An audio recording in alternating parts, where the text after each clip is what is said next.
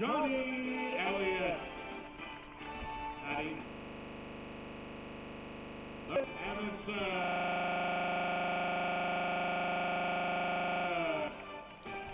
Batting fourth from USC, left fielder number 4, Ty Silva. Batting fifth from Northwest Nazareth, first baseman number 32, Caleb Parkside.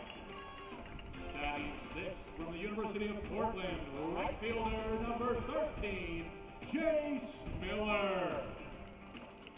Batting seventh from the University of Portland, second baseman number 6, Vinny Salvio. Batting eighth from USC, shortstop number 9, Avery Corbarubias. Batting ninth from Seattle University, third baseman number 2, Tyler Peterson. And starting on the mound tonight for your Elks from Chico State, number 41, Ethan Lay.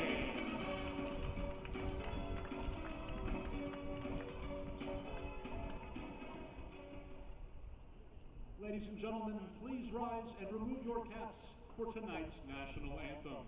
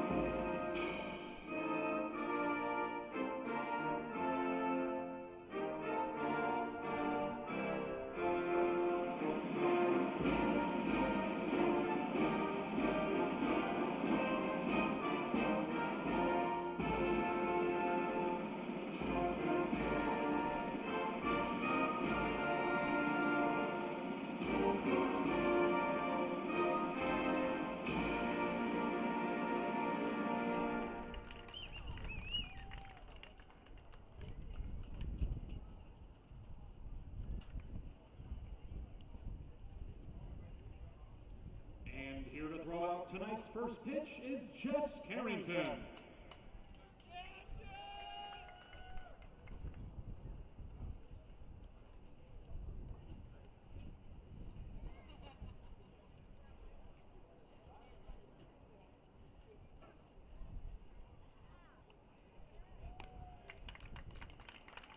Great job, Jess. Now let's play ball.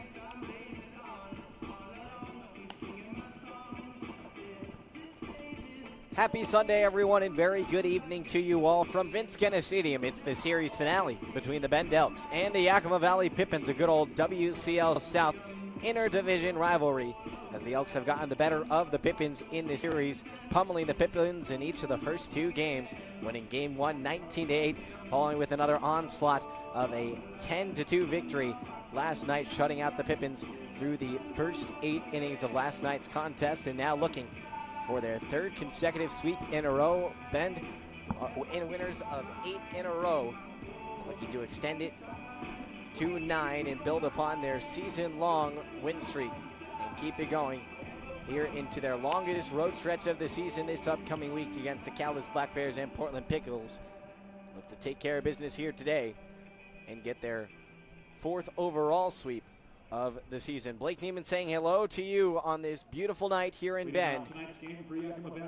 Clear skies, all blue, not a cloud in sight. With clear vision of the mountains beyond the horizon in left center field as we get ourselves underway here from Vince Kenna Stadium.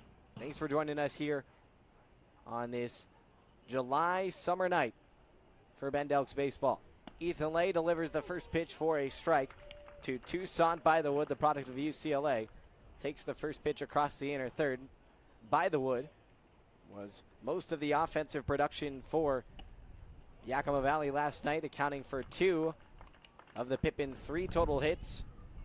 Yakima Valley only managing 5 base runners up until the 9th inning, when they were able to bring across a couple of runs. This ball batted back up the middle off of the thigh of Ethan Lay. Throw to first, off balance. Caleb Karpstein is able to hold on in time to haul it in on the throw from Salvione.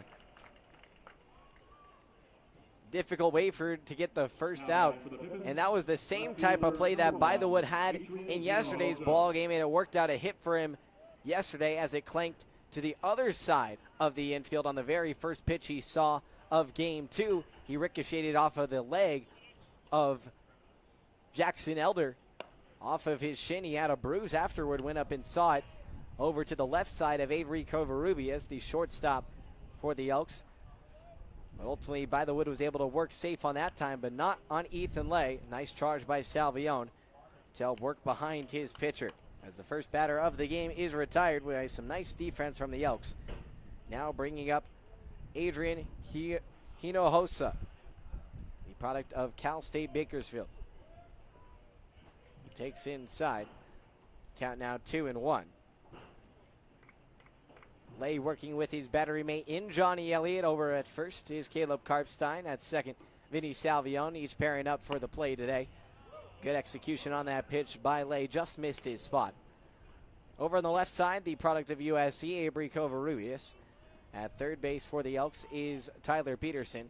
In left for Ben, Ty Silva, as this ball's bounced over toward Covarrubias on a couple of hops. Throw to first. On the dot, Karpstein makes the stretch and hauls it in for out number 2. The WCL leader in hits, Preston Allen, will now step up to the plate. It's been a slow series for Allen overall, as the WCL leader in hits has just struggled to crack through, as he went 0 for 2 in game 1 and went 0 for 4 or 0 for 3 yesterday, and worked his way on a walk in the ninth to score one of the 2 runs yesterday for Yakima Valley. He bounces one foul down in the count 0-1. As Ethan Lay looks to work an efficient 1-2-3 inning to start the ball game here today. So Ty Silva in left, his parents are on hand. Got to chat with them earlier before today's ball game. Nice family. Lots of families on hand to witness today's series finale. Fastball dotted at the chest for strike 2, 1-2. In center for Ben is Easton Talden, and right is Jace Miller. The 2-strike offering from Lay. Backdoor breaking ball doesn't quite drop in the zone. We'll go a couple apiece. It's been in their traditional white uniforms at home, looking to complete the clean sweep here today. 2-2, backdoor breaker doesn't quite land either. Got a little bit closer this time. Vinny Salvione was striding onto the dugout. Thought he had strike 3. 3 balls, 2 strikes, 2 down. Here's the payoff pitch. And it's weakly batted back up the middle, scooped up by Salvione on the run. He'll toss it across for out number 3. 1-2-3, they go down in the first on 3 groundouts. Nice weak contact work by Ethan Lay to start his day. To the bottom of the first we go. Elks lineup around the corner here on the West Coast League Baseball Network.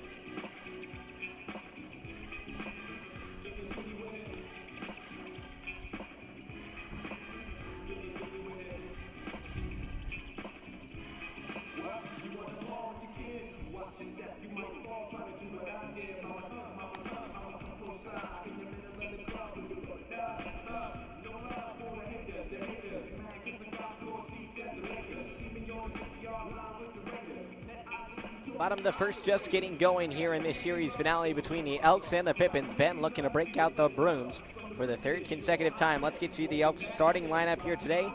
Leading off for Ben in center field, Easton Talt, the product of Oregon State University. Batting second, the incoming freshman at USC, the catcher, Johnny Elliott. Batting third, the designated hitter, Easton Amundsen from Liberty U. Batting fourth, cleaning up for the Elks, the left fielder, Ty Silva, wrapping up his freshman year at USC. Batting fifth, the first baseman, Caleb Karpstein from Northwest Nazarene. As Easton Talt will step up to the plate to start things off. Batting sixth for Ben, the right fielder, Jace Miller from the University of Portland. Running off the bottom third is Vinny Salvione from Portland. And playing second base, batting eighth, the shortstop, Avery Covarrubias, who made his Elks debut yesterday. Tyler Peterson will hit ninth and play third base from Seattle U. Talt shows a first pitch bunt and hits it foul as Carl Moland Rovash, the North Paw, delivers home the first pitch. And it's fouled away for his first outing as a Pippin. Looks to get off to a good start as he feeds in a fastball across the inner third. One ball and one strike from Rovash. Or Kovash, pardon me, from Whitman College, sophomore product. Up there near the Walla Walla Suites area, used the same stadium there, but went over to the other part of the southeast part of Washington. Is playing for the Pippins this summer. Talt ahead 3-1. He worked on base 3 times yesterday via walk. And struck out in his last couple of at-bats trying to find a hit. He cuts through the 3-1 offering. Now a full count to Talt. He's been able to up his batting average over this recent stretch. He's continuing on his on-base streak. He's now up to 8 games for Talt, batting .244 with the Elks this summer. 3-2 payoff, misses high and away, and it's the 4th walk of the past 2 games for Easton Talt. And his 9th over the last 3. Now batting for the Elks, catcher number 27, Johnny Elliott. That's been a theme for Yakima Valley pitching this weekend as they walked 6 batters in game 1, which doesn't seem like a lot, but they only had 3 strikeouts, so double their strikeout total in walks. And then gave up 7 free passes to their 7 strikeouts a night ago. This ball will bounce off the back of the bat of Johnny Elliott. Thought that it would have nearly hit him. And that's why you put the barrel down. You get it out of the way so you don't get caught in that situation. So an odd foul ball for Elliott. Put him down, a strike in the count. Elliott has been off to a fantastic start to his summer, batting .533 through 8 games with 8 hits in his 15 at-bats, coming off a multi-hit performance. Back in game 1, he was 2 for 2 for the Elks in their 19-8 beatdown of the Pippins, scoring season high in runs and hits on Friday night. Here's the 0-1. Misses low and outside. And we'll go a tally apiece. Elliott is the native of Newport Beach, California. 6'3", 205-pound incoming product at USC. Kovash comes with the 1-1, and it's fouled away. As Bend has been able to score 40 runs over its past 3 games, outscoring its opponents by a total of 40-14. A large disparity between the two. 28 runs of separation. This ball knuckled on the ground over to shortstop, picked up by Dillehay. On to Longo to first for this 6-4-3 double play. Tough start for Ben. As the leadoff base runner is taken off of the paths. DJ Dillehay and Dom Longo connect for the bang-bang action. Easton Amundsen will now step up to the box. Amundsen has been fabulous for the Elks in recent games, now riding on a 7-game hit streak as he lifts one high into the air in right center field over toward Caden Kirschbaum. will run into the alley and lift up the glove to make the catch to end the frame. So Carl Malone Kovash is able to work around a leadoff walk and face the minimum in the first. We're scoreless through one here in the series finale at Vince Kenna Stadium. Back for inning number 2 in a moment on the West Coast League Baseball Network. The fan with the closest guess to the actual attendance will win a prize. And the winner of the contest will be announced after the end of the 8th inning.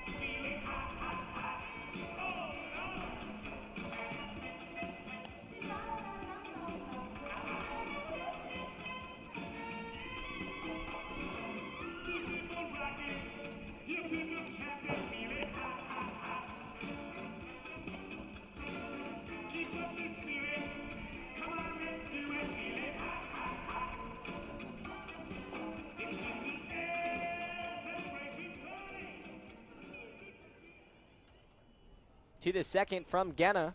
No score through one as both sides face the minimum. As Ethan Lay looks to continue his perfect outing to start his Sunday finale. The product of Chico State tosses the first pitch low and away to Julian Angelo. 4, 5, 6 middle of the order here for the Pippins. Angelo will watch one across the outer third. Reese Sherman on deck and Casey Wayne in the hole. As Lay, one of the starting rotation for Chico State this past spring, has done a nice job transitioning into the summer ball scene with the Elks. He's made several appearances for Ben, this being his 6th overall and his second start, as this ball is pulled over to the shortstop in Covarrubias. He'll toss across to first. Out number 1. All ground outs for Yakima Valley thus far. Catcher number 27. Nice job by Lay getting the Pippins to roll over on top of those off-speed offerings. Lay with a 3.27 ERA from the Colusa High School product and standout. As this ball's popped up over to the right side, Johnny Elliott and Caleb Karpstein chasing after it. It'll be Elliott who will make the basket catch with the catcher's mitt for the second out of the frame. One pitch is all it takes to retire Sherman. Now batting for Yakima Valley, efficient start for Ethan Lay, Casey Wayne, who's pitched in 11 innings with 10 strikeouts to 3 walks and 11 hits surrendered. Got a strong outing on fireworks night against the Northwest Star Nighthawks, as this ball's blooped into right center field, going to drop for a first pitch bloop single for the first hit and base runner of the game for the Yakima Valley Pippins on a 2-out knock from Casey Wayne. Tonight's K-Man, Don Longo. Wayne. If he strikes out, Elks fans, you get draft domestic beers half off for 10 minutes. Playing for the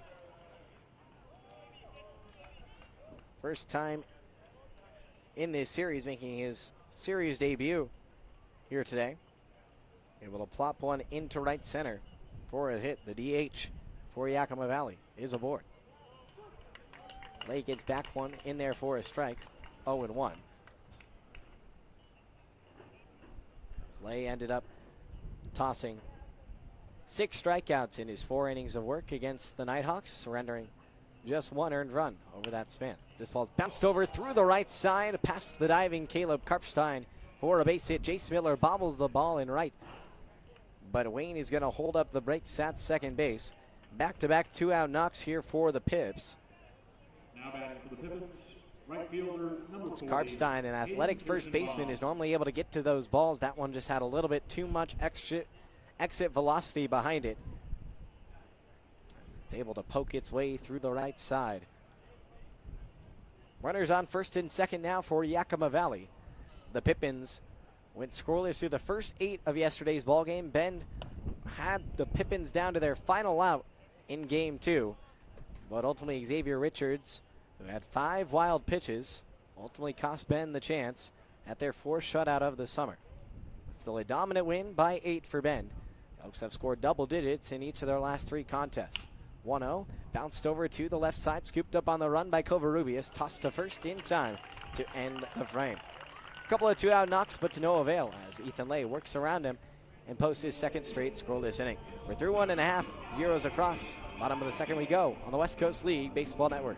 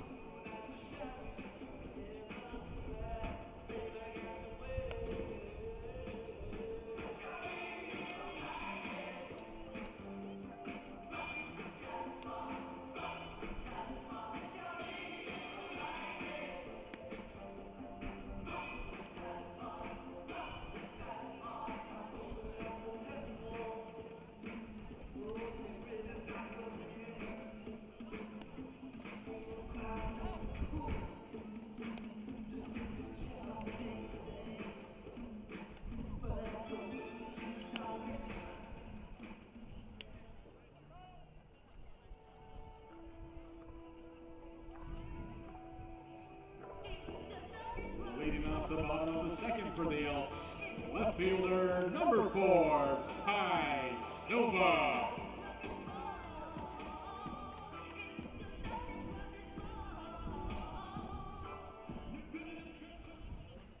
Bottom of the 2nd here from Genna. The Elks and Pippins in a scoreless duel so far. Ben scoring 6 runs yesterday in the opening frame. We're not able to muster any across in the first. Worked a leadoff walk and then a double play ball. That helped Carl Mullen Kovash face the minimum. Even in the count now at 1-1, the product of Whitman College, rising sophomore. This ball's bounced over to first base, chested up by Julian Angulo. Able to take it to the pillow for out number 1. Silva with his parents watching right beyond over there on the first base side. Got to chat with them earlier today. Made the trip up from Las Vegas. But the temperature definitely slightly cooler, but it is still pretty hot here this weekend, but it's a different kind of desert here in Bend. Caleb Karpstein has had a fabulous weekend as he went 3 for 3 off the bench in game 1. Ended up getting hit by a pitch in his first 2 at-bats yesterday and now gets hit for the 3rd time this weekend. Yesterday, I think it was more of a planned thing because he was facing his Northwest Nazarene teammate on the bump in Adam Brooks. But this time he gets pegged once more. But it works out for him as he's able to work himself aboard for the 7th time this weekend. He went 1 for 1 with 2 hit by pitches yesterday. 4 for 4 in total on the weekend. Also brought in a couple of RBI over that span. Leading the team in average at .405. The Bend native has been sensational. Jace Miller will watch this one skip off of the plate. Now Reese Sherman loses it. Karpstein taking a hard turnaround second. He'll post up there.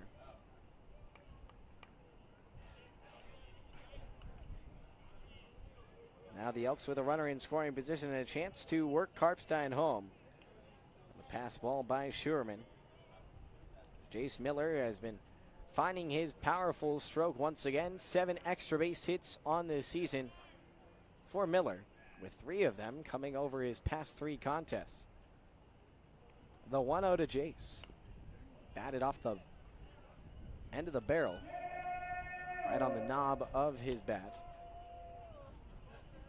Miller, the product of the University of Portland's, native of South Medford, batting .293 this season. Playing in his 19th game overall.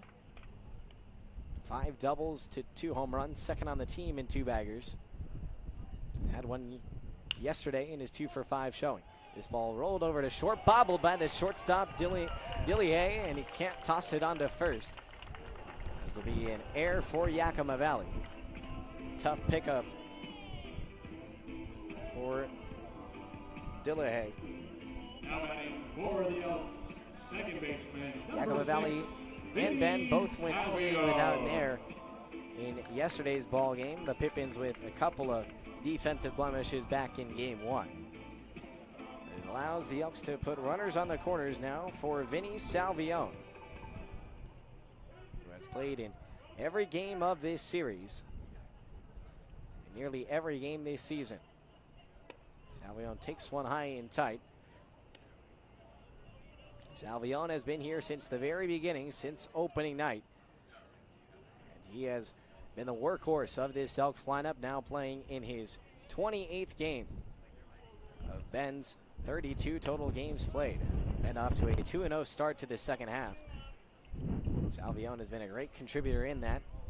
Vinny got one at bat off the bench yesterday, going 0-for-1, and came around to score later on. He had an RBI fielder's choice. This ball's thrown high, throw down to second to try and get Miller. Karpstein's down the line, and he's in to score. Miller is tossed out at second base, but it does create a distraction to allow Karpstein to come in to home plate. Elks strike first. They're on the board, 1-0 Bend. It's a nice diversion created by Miller. He sacrifices himself for the team. As one out, this ball's pulled down the third base side over near foul territory. Chasing after it is Adrian Hinojosa. He's able to haul it in right in front of the Pippins bullpen to end the frame. But the Elks do bring one across before the inning is over. As we head to the top of the third, 1-0 Elks here on the West Coast League Baseball Network.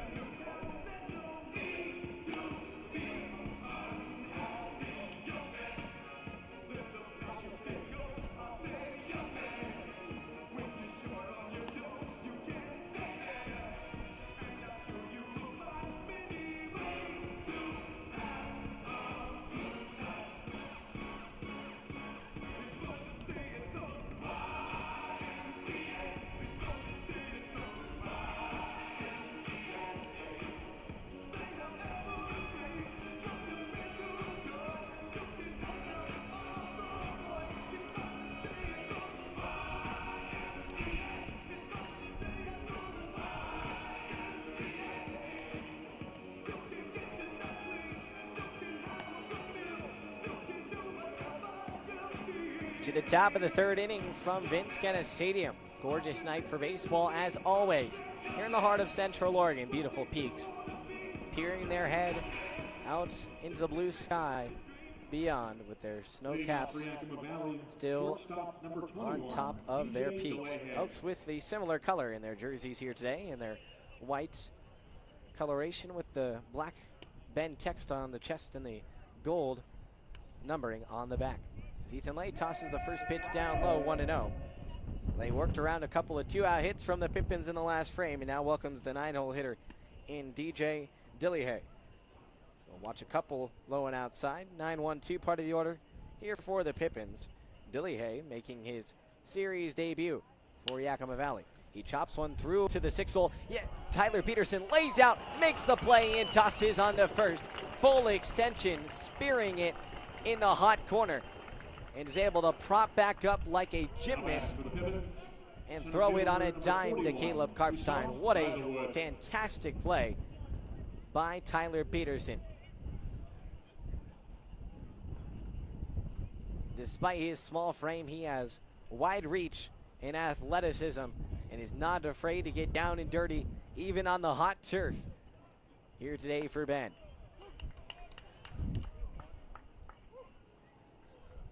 Sensational stop by Tyler Peterson. Gets the first out of the inning as the lineup card turns back to the top for Yakima Valley. Tucson by the wood will chop one away. 0-1 with one down and a 1-0 lead for the Elks in the top of the third inning. Ben bringing the first run home thanks to a diversion created by Jace Miller on the being caught stealing, and the Vinny Salvione ended the inning flying out to left. Caleb Karpstein was able to come in to score. Elks still with no hits thus far. Pippins with a pair, but not by the wood. We had 2 of Yakima Valley's 3 yesterday. He'll bounce it back to the backstop by the wood. Maybe getting himself into movie creation in the future, as both of his parents are were film students at UCLA. 0-2 is cut on and missed for strike 3, 2 down. But his parents are directing and producing partners in the entertainment capital of the world in Los Angeles.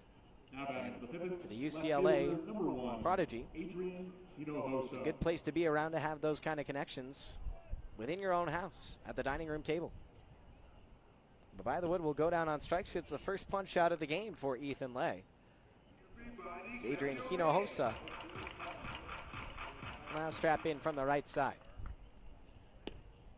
Watch the 1-0 down. He rolled over in his first at-bat, as most of the outs have come by ground out. Only one fly out thus far for Yakima Valley, and the strikeout from Lay. As Hinojosa ahead in the count, 2 balls and no strikes. Hinojosa got the day off yesterday back in game 1. Was able to work in an RBI on a sacrifice fly, but ultimately went 0 for 4 at the dish. He works the board now on a walk, bringing Preston Allen, the West Coast League leader in hits, to the plate. He's had a quiet weekend, and I was talking to the opposing broadcaster for the Pippins, and telling me that he's had his up and down stretches throughout the season. It hasn't always been the smoothest for Preston Allen. Allen with 37 total hits on the season for Yakima Valley. So watch this one outside. Batting .307 on the summer, but as 0 for 5, now 0 for 6 after his at-bat earlier in this game. The 9 doubles, which also lead the WCL, 2 triples and 2 homers. 13 extra base hits in total for the product of Chaffee College, a native of Eastvale, California.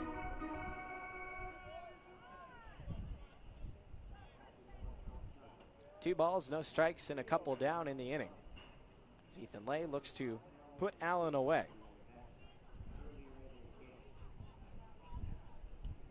Back pick over to first, and Karpstein will keep him at bay. As Allen, coming into this series, was riding 3 straight games with multiple hits. In the Pippins sweep of the Cowlitz Black Bears on their home turf at Yakima County Stadium, now on the brink of being swept. Pippins have lost 8 in a row on the road. They're staring down the barrel at their 9th straight loss on this road stretch, and a chance for the Elks to complete their 3rd consecutive sweep, while Yakima Valley would be swept for the 3rd consecutive time away from home. Lay gets back one. 3 balls and a strike. He sets from the first base side and deals the hitter's pitch. He'll miss inside for ball 4. So just in the 2nd inning, it was back-to-back 2-out hits. Now it's back-to-back 2-out walks. As Lay walks his first couple of batters in the game with a couple down. Julian Angulo will come up to the box. Angulo sits right behind Preston Allen for the team lead in hits with 11 less than Allen at 28 on the season. So watch the first pitch off the table. Angelo, the native of Downey, California, product of Cal Poly Pomona College, rising sophomore. As he bounces one over the head, loops over the head of Ethan Lay. Charging in is Vinny Salvion. He'll slide it across to first to Caleb Karpstein to end the frame. More couple two-out base runners for the Pippins, but they can't push any across. We're through 2.5 here at Gena. It's the Elks 1 and the Pippins nothing here in the series finale on the West Coast League Baseball Network.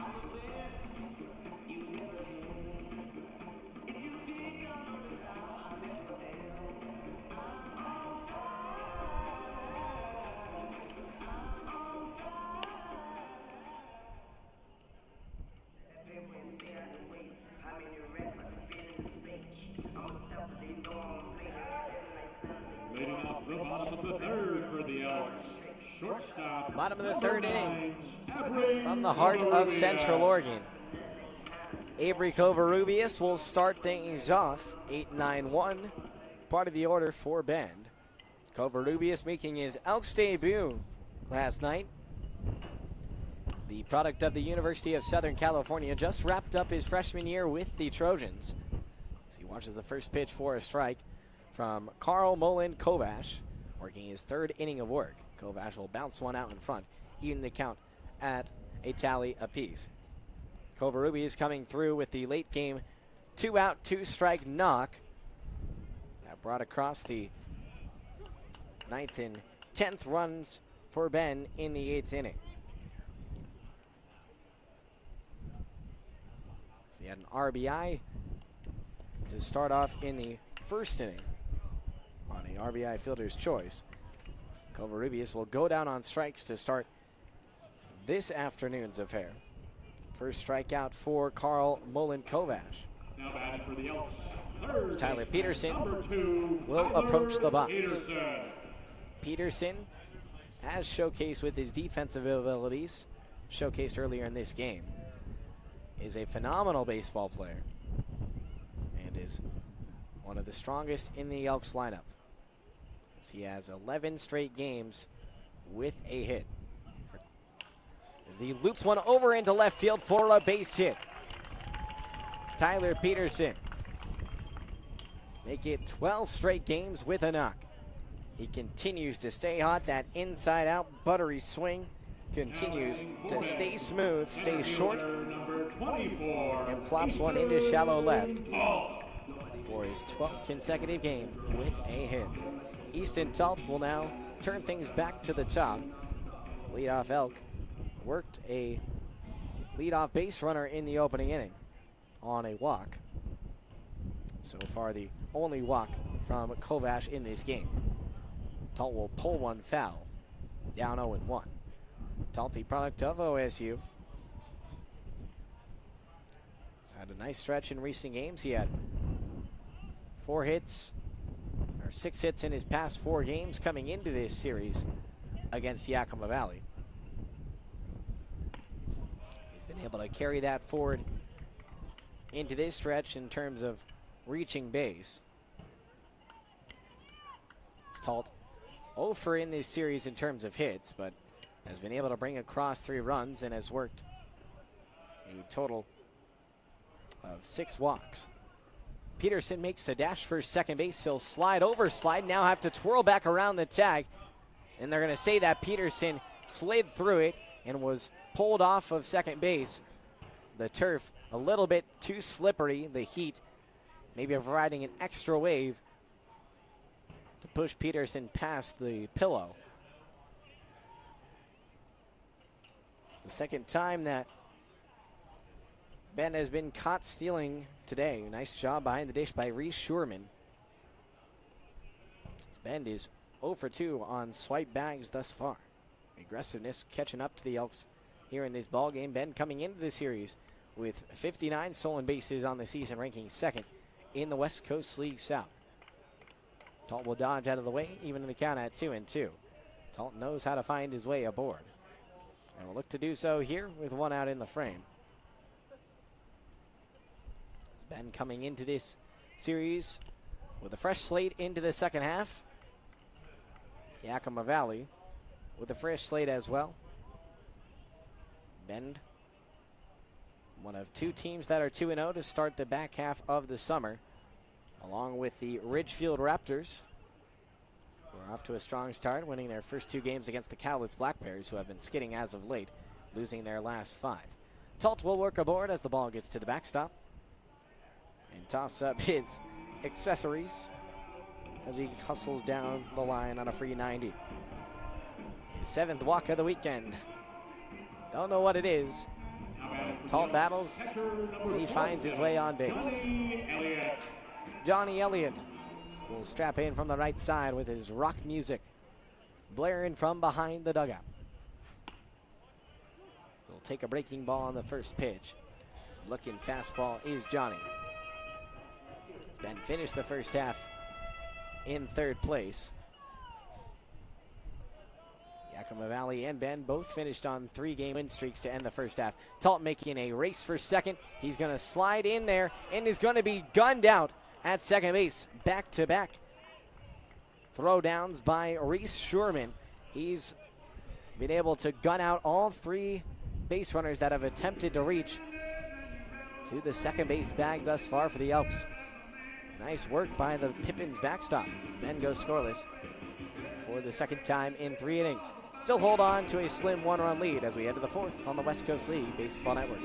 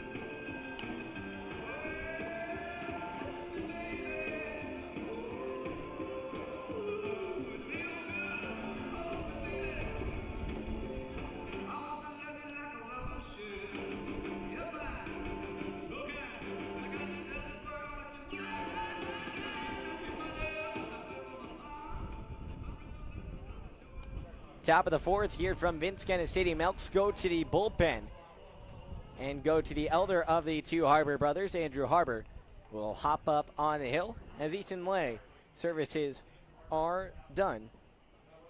Be able to toss 3 scoreless frames, work a strikeout in his final frame of work around a couple of 2-out base runners into the 2nd and 3rd. Ultimately retiring 9 of the 13 batters that he faced.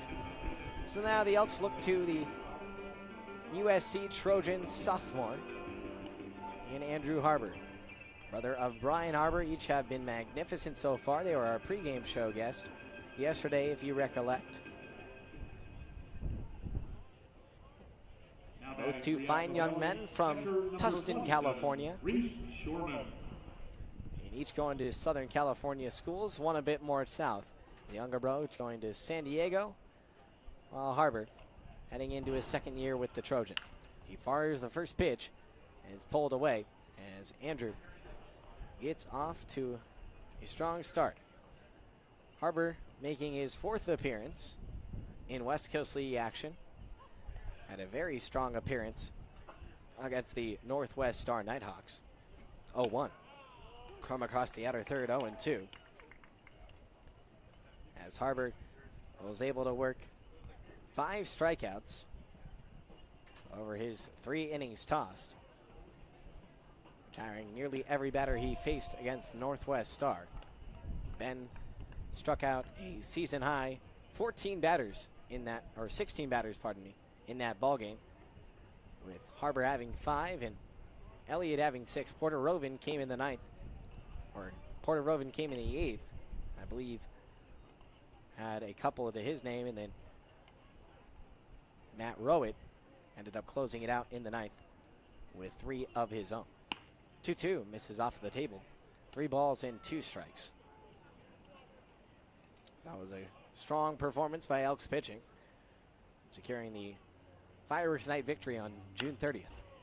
3-2 payoff pitch is skied high down the left field line, over toward the corner. Silva back at the wall. He reaches up at the fence and is able to make the snag.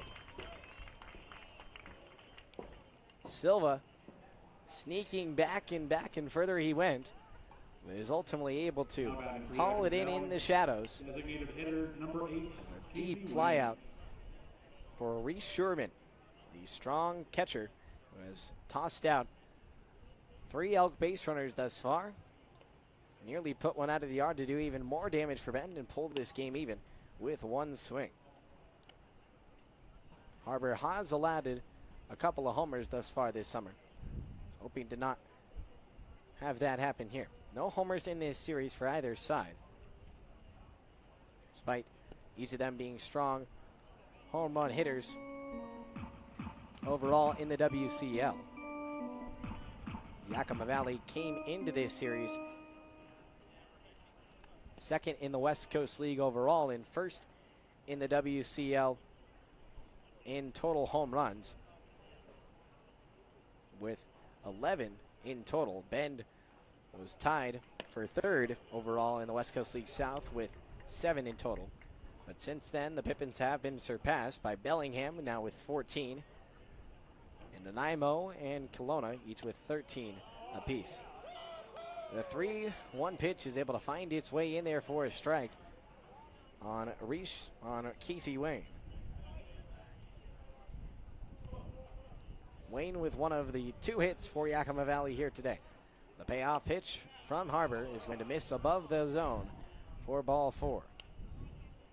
3rd walk over the past couple of frames by Elks pitching.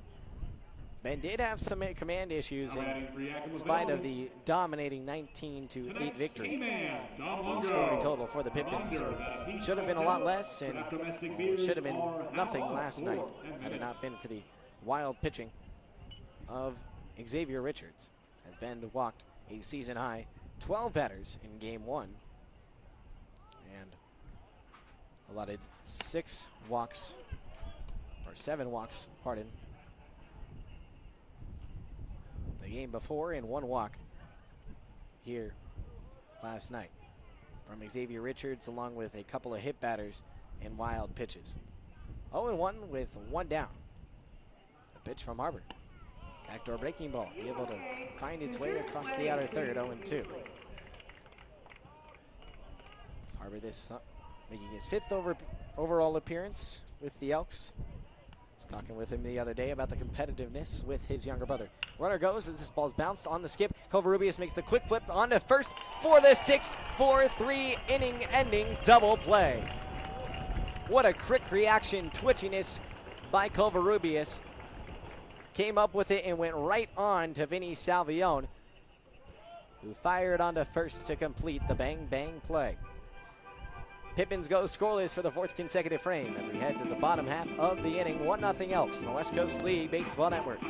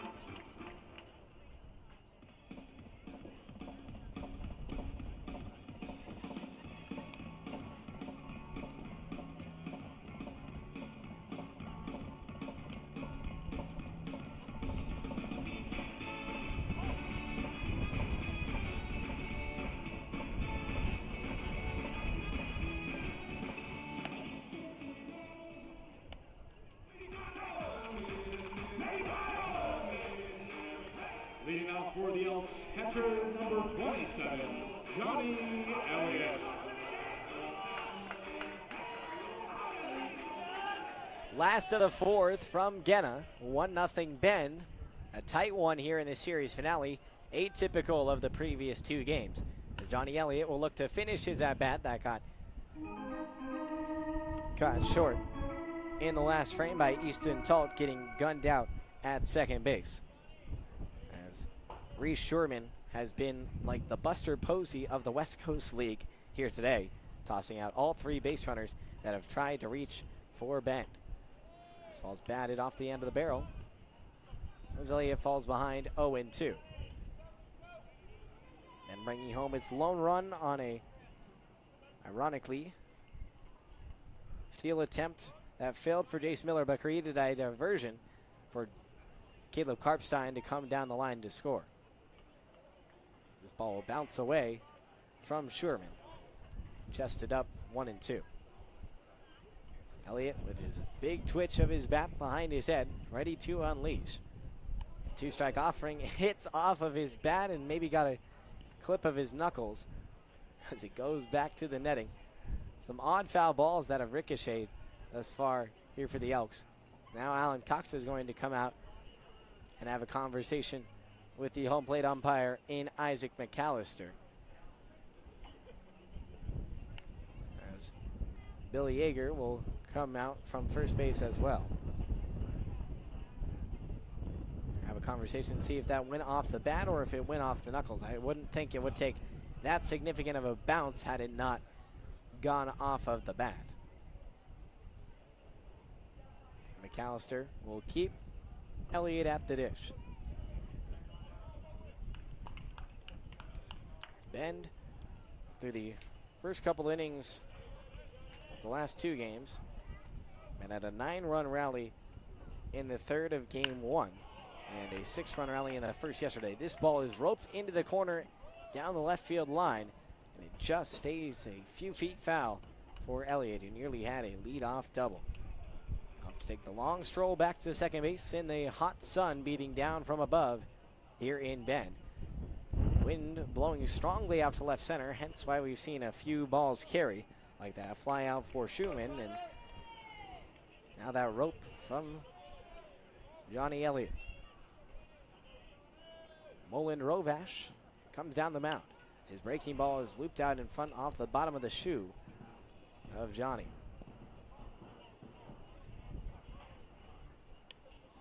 So Bend in a much tighter ball game. It's the way that baseball works. You can be cruising and cruising and cruising offensively, but eventually the baseball gods are going to bring you back down to earth, and that appears what it's been thus far. 1-2. This ball batted away back into the ground, but this gives a chance to spotlight the Elks pitching staff, which has been superb, as they've been able to hold Yakima Valley scoreless in 12 of the last 13 innings, allowing just those 2 runs in the finale of final frame of yesterday's ball game. This ball skied into left, more in the air, over to Hinojosa, who will work down the line and make the catch just slightly in fair territory. Out number 1.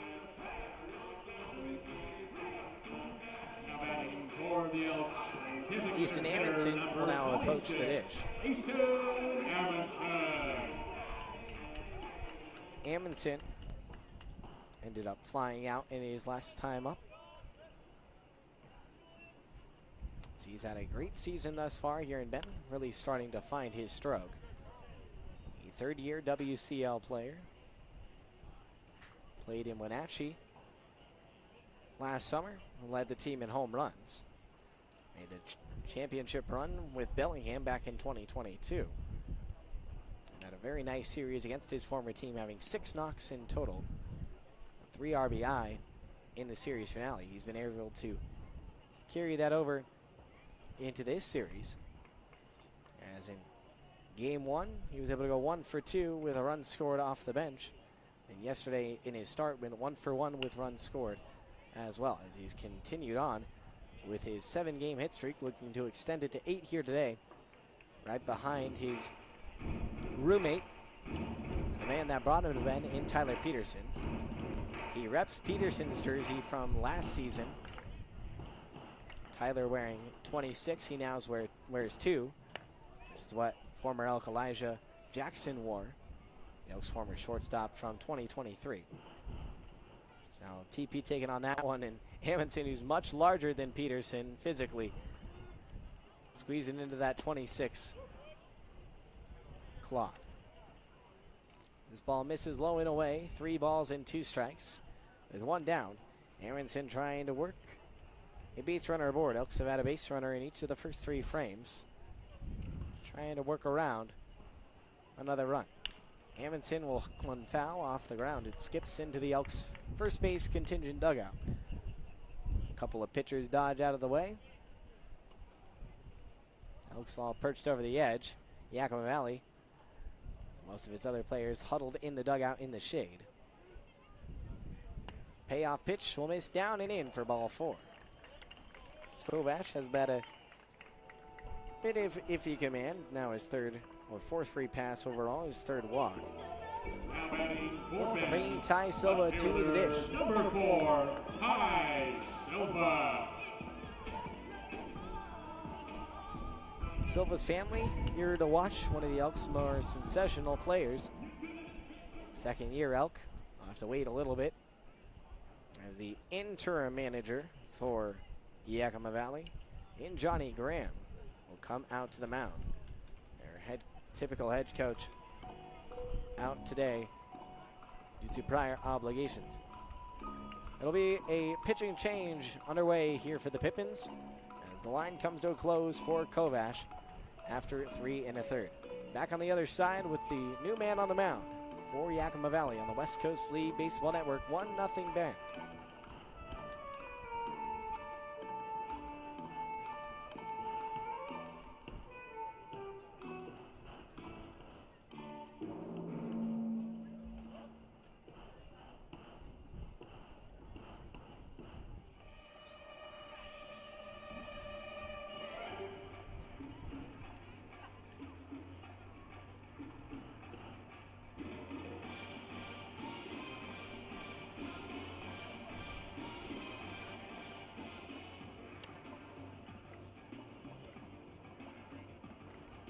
Now pitching for Yakima Valley, number 44, Lee Souza.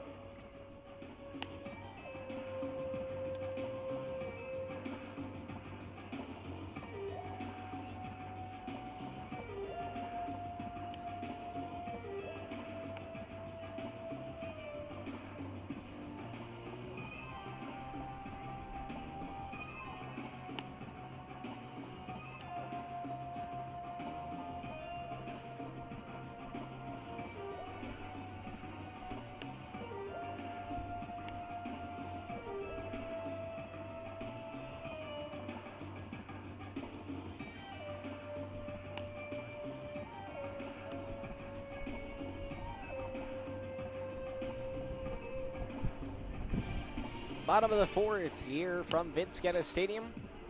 Pippins make their first move to the bullpen as Carl Mullen Kovash outing comes to a close after 3 1/3 innings of work. Worked 1 strikeout to 3 walks with 1 hit batter and 1 earned run allowed. As he walked the latest batter in Easton Amundsen, leading to him being yanked. Now into the game is Lee Souza, the local standout from Yakima Valley College, a native of Waikiki, Hawaii. 6'1", 190 pounder. The Northpaw delivers in his 2nd appearance of the season. Came on to the squad on late June, just about over a week ago, against the Kelowna Falcons on the road. And the Pippins 10-1 loss to the Falcons. 2 balls and no strikes to start off to Silva. At a team high 5 RBI in that 11-run victory over the Pippins in game 1. And had 2 doubles as well. Silva, who had no extra base hits of his 14 total knocks last season, certainly upped the power, upped his size this season to be able to get that extra base power. Already with 4 doubles this season and a home run in his first at-bat as an Elk. Approaching in on his total from last summer and 10 less games. Played 25 games with the Elks in 2023. This ball popped over to the right side, and it will plop on the top of the Elks clubhouse. Bring up some dust into the air on this hot summer evening. Fans migrating up to the shade below, trying to get the covering to stay cool. The overhanging maple trees giving shade to fans pressed up against the left fan of the bleachers. Silva will watch the payoff pitch for ball 4. As the command continues to waver for Yakima Valley. Now a couple of one-out base runners for Bend, for Caleb Karpstein, who's been perfect on the weekend to try and work around. The hometown kid out of Bend High School, the former Bend Buck and now Bend Elk. A Northwest Nazarene standout. Will step in and sky one to center field over toward By the Wood. He works behind it and makes the catch. As Amundsen will make a fake to third and will skip back to second. Karpstein was ready to roll right from the get-go, but he ultimately is retired for the first time this weekend after reaching in all of his previous 7 at-bats. Jace Miller will now mosey his way up to the box. Reached on the lone error for either side in this game in the second frame. Error by DJ Dillicky at the 6th hole. 2 down in the inning. Miller trying to work the 2-out RBI hits that he was so well known for with the Jace Magic Miller saying earlier on in the season. 1 ball, 1 strike now. He's been able to find some of that magic touch that he had earlier on this summer in recent games. Looking to contribute that with some additional runs here in the frame as he bounces one on a hop over to third base. It'll be Preston Allen who will take it the short way to get the force out at third. As the Elks go scoreless for consecutive frames, but still hold on to a 1-0 advantage as we head to the 5th here on the West Coast League Baseball Network.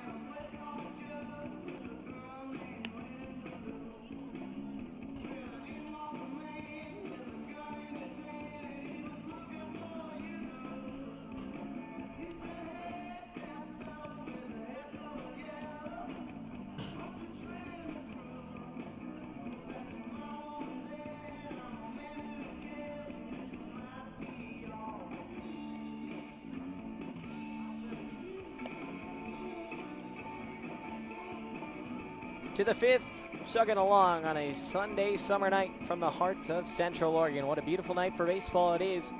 Hope you all are enjoying yours wherever you may be. Elks holding on to a slim 1-0 lead, a bit of a pitcher's duel here early on, as both starters have since been pulled away, as it's now the bullpen show here for Bend, as Andrew Harbour works for his 2nd straight frame, was able to work around a 1-out hit and get the 6-4-3 inning-ending double play ball, thanks to a nice flip from Avery Covarrubias at short. 1-0, this ball's ripped down the third base side on the ground. It'll skip into foul territory by Caden Kirschenbaum. Rolled over to the 6th hole in his last at-bat. As Kirschenbaum tries to get this Yakima Valley offense going. This ball's chipped over to the third base side, scooped up by Tyler Peterson, ranging to his left. He rolls it on to first for out number 1. Tyler Peterson so smooth and picking up the baseball. Shortstop number 21, DJ Delahaye. Just very quick and fluid in his motion, in rhythm, lots of the time, and even when balls get out of his typical range of reach, he's able to somehow corral him in and make a spectacular play out of it. And he's got a cannon on his arm. He can really sling it across the diamond, too. No balls and a strike to DJ Delahaye. Delahaye succumbed to one of those Peterson phenomenal plays. And TP was able to spear one off at third, making a full extension stop on the firm skip off of the hot turf. He was able to make the play in the hot corner. Covarrubias now moving one up the middle, trying to sling it across. He'll hold on to it and eat it up for an infield single for Delahaye. Just the third hit of the ball game for Yakima Valley. Turning the lineup card back to the top as Toussaint by the wood will approach the box once again, rocking his Bruin-colored blue sneakers that have been modified into cleats. Look like some of the foam runners that the Nike produces, but in a cleat format for the UCLA Bruin. He's racked up his second year in Westwood, and now here with the Pippins. As he fouls this one away 0-1. Appeared in 7 games in his sophomore campaign with UCLA, went hitless in his 6 at-bats, but had 12 starts as a true freshman with the Bruins and went 5 for 41 for a 122 average. He dips one off the bottom of the bat, 0-2. As he's originally a native of Encino, California, product of Harvard Westlake High School. 0-2, back pick over to first. Harbor going to keep him at bay. And thus far this summer, by the wood, just getting started. Now playing in his 11th game, came onto the squad in mid-June. Still working himself in the rhythm. Worked 2 of his 6 hits on the summer last night, and 2 of the 3 for the Pippins in total in game number 1. Very good night for him, looking to build off it here in his second consecutive game. 0-2, swung on and missed for strike 3. First strikeout for Andrew Harbor. And the second punch out in total for Bend. Adrian Hinojosa will stroll up on to the plate. Harbor will haul one home. Johnny Elliott tried to throw down the first. He lost the ball in the process. Now he's going to go scoop it up quickly, throw it on a dart down to second base to Vinny Salvione. In an odd sequence, Elliott was going to try and backpick the runner in Delahaye. Ultimately, may have slipped on something. It caused him to twirl around, lose control of the baseball. Delahaye recognized it and made a dash for second and was able to work in safely. Now a runner in scoring position and a chance for the Pippins to pull even. Shown swing, another beautiful bender, 12-6. That's the specialty of Andrew Harbor. He's got that nice breaking ball. Both of the Harbor brothers do. As both of them work their curveballs nicely. Each trying to carve their own chapter in the hoop-filled history for the Harbor family, with many of their family members suiting up in the Pac-12 on the hardwood. And this ball skied into left field toward Ty Silva, chasing in after it, trying to make a great play, and he does, as he hauls it in with the left hand, losing the cap in the process, and using his speed to make the snag and prevent the Pippins from pulling even. We're halfway through, as the Pippins are scoreless through that span. Ben holding on to the 1-0 advantage as we head to the latter half of the series finale between the Elks and the Pippins. Ben looking for the sweep here on the West Coast League Baseball Network.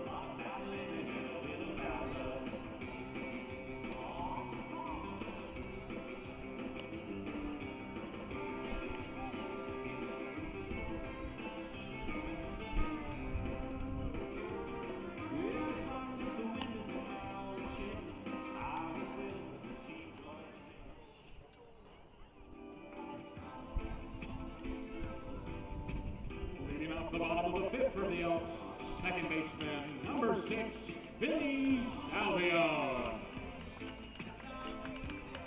Back half of the ball game. We're halfway through here on this Sunday series finale between the Bend Elks and the Yakima Valley Pippins. Blake Neiman, glad to be tagging along with you for the ride.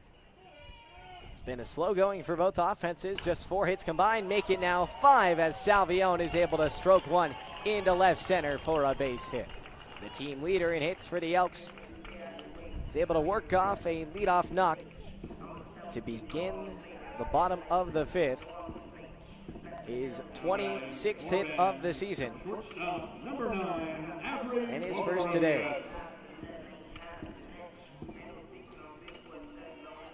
Just the spark that the Elks offense might have needed to make this a multi-run advantage. Salvione takes advantage of the drop ball, slides into second base. The ball gets past him. He nearly got his head taken off on the running into the arm of the second baseman, Dom Longo.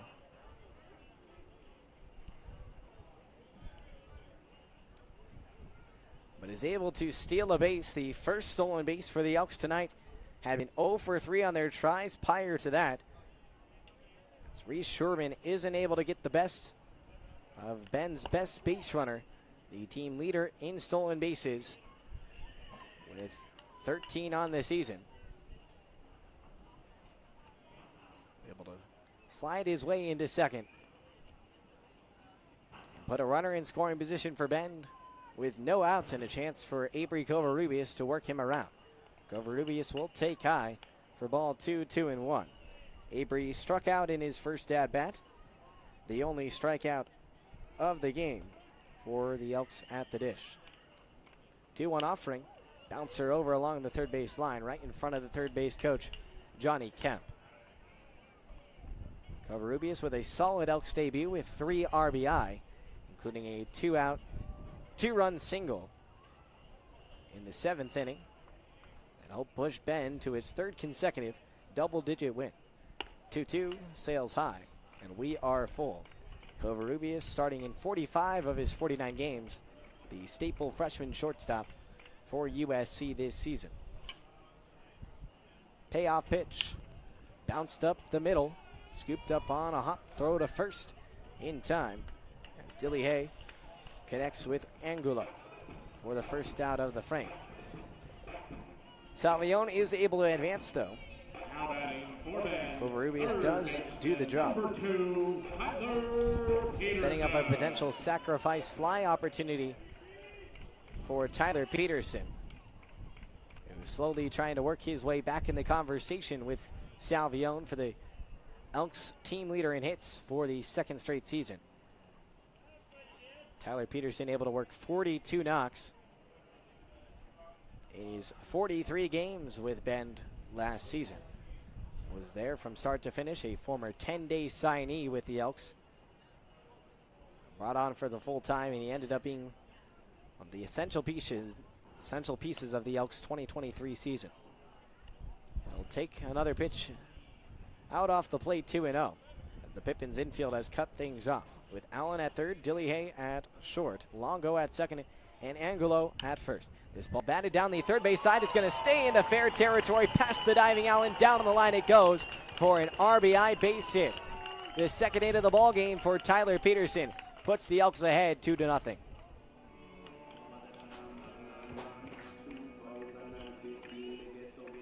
batting for the Elks, center fielder number 24, Easton Colt. Peterson, so precise with his hitting, able to put it right where the Pippins couldn't get it, beyond the reach of Preston Allen. And works yet another RBI hit. Peterson's 9th RBI of the season and his 4th RBI in his last 4 games. Peterson also with his 3rd consecutive multi-hit game for the Elks. 2-0. This one's roped out in front of the Elks first base dugout. It'll clank off of the fencing as Easton Talt has brought himself back up to the box. Has reached on a couple of walks, as Ben now working through its third time through the order. 2 balls and a strike, 1 down. Ben bringing across its second run. This ball is looped over into right. It's going to drop for a base hit. A bloop single for Easton Talt. Tyler Peterson nearly gets back picked at second base on the connection between Kirschbaum and Dillier. Third hit of the frame after Ben only had 1 through the first 4. On the single from Tyler Peterson as well. Peterson with a solid game thus far. Looks to keep it going through the rest of the Elks offense with Vinny Salvion leading off the frame. This ball thrown back to second base. Had it been on target, it may have taken Peterson off the pads. Got to get his head on a swivel. Peterson with half the hits in this ball game. Ben starting to find his offensive groove once again and starting to heat up once again. May have been burnt out by the fire they built over the first couple of games. Kind of cooled down, but starting to kindle that flame once again. The 1-0 is swung on and missed. 1 ball and 1 strike and 1 down. Talt is able to work a single himself. And his first hit of the series after having a standout hitting performance up in Bellingham, in which he had 3 straight games with a knock and 5 over the 3-game set. He's reached in 7 at-bats in this series as Johnny Elliott can't get a hold of the 1-2 breaking ball from Souza. Souza with his first strikeout and his second strikeout of the ball game against the Elks. 2 outs now in the frame. Easton Amundsen looking to potentially swap spots with Tyler Peterson, his roommate at Lower Columbia, just like they swapped jerseys this season. With Peterson now wearing 2 and Amundsen wearing Peterson's previous number of 26 a summer ago. This ball skied away back behind the press box. Amundsen worked on a walk in the 4th. One of the 4 base runners to reach for the Elks through the first 4 frames. Peterson makes a dive back to second base and is able to work in there safely. Souza keeping a close eye on it. Amundsen was the team leader in home runs with 7 bombs with the Wenatchee Apple Sox last summer. He's translated that power into several extra base hits for the Elks this season with 6 doubles and 1 home run. Starting to find his way out of the yard more in the second half. Will try and do so. 2-1 pitch is batted away, especially with the wind sort of carrying a little bit toward left center. Amundsen more of a pull side hitter. He's been able to whack some hard balls to the wall, but not quite out of the park. This is a tough park to put balls out of. Yeah, as Wenatchee is more of a homer-friendly ballpark up there in the central part of Washington. As winds that gust outward, bend sometimes with wind that gusts toward the hitters, plus the sun element to navigate in the eyes of hitters. 3-2, both runners go as Amundsen chops it right back into the glove of Reese Schurman.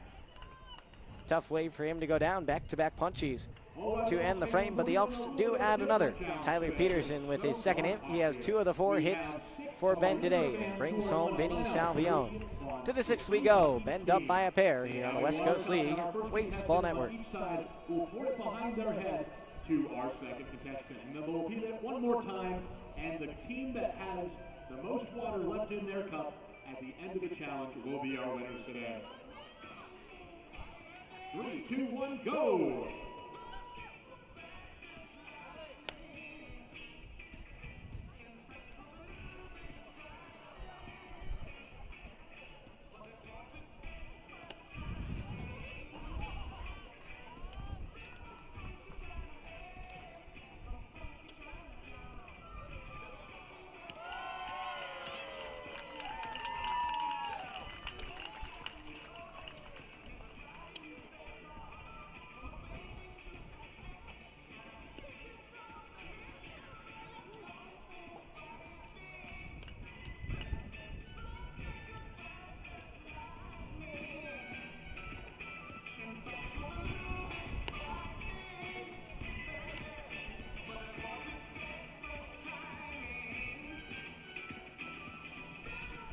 Cruising along to the 6th on this Sunday series finale. Bend hoping for its third straight sweep.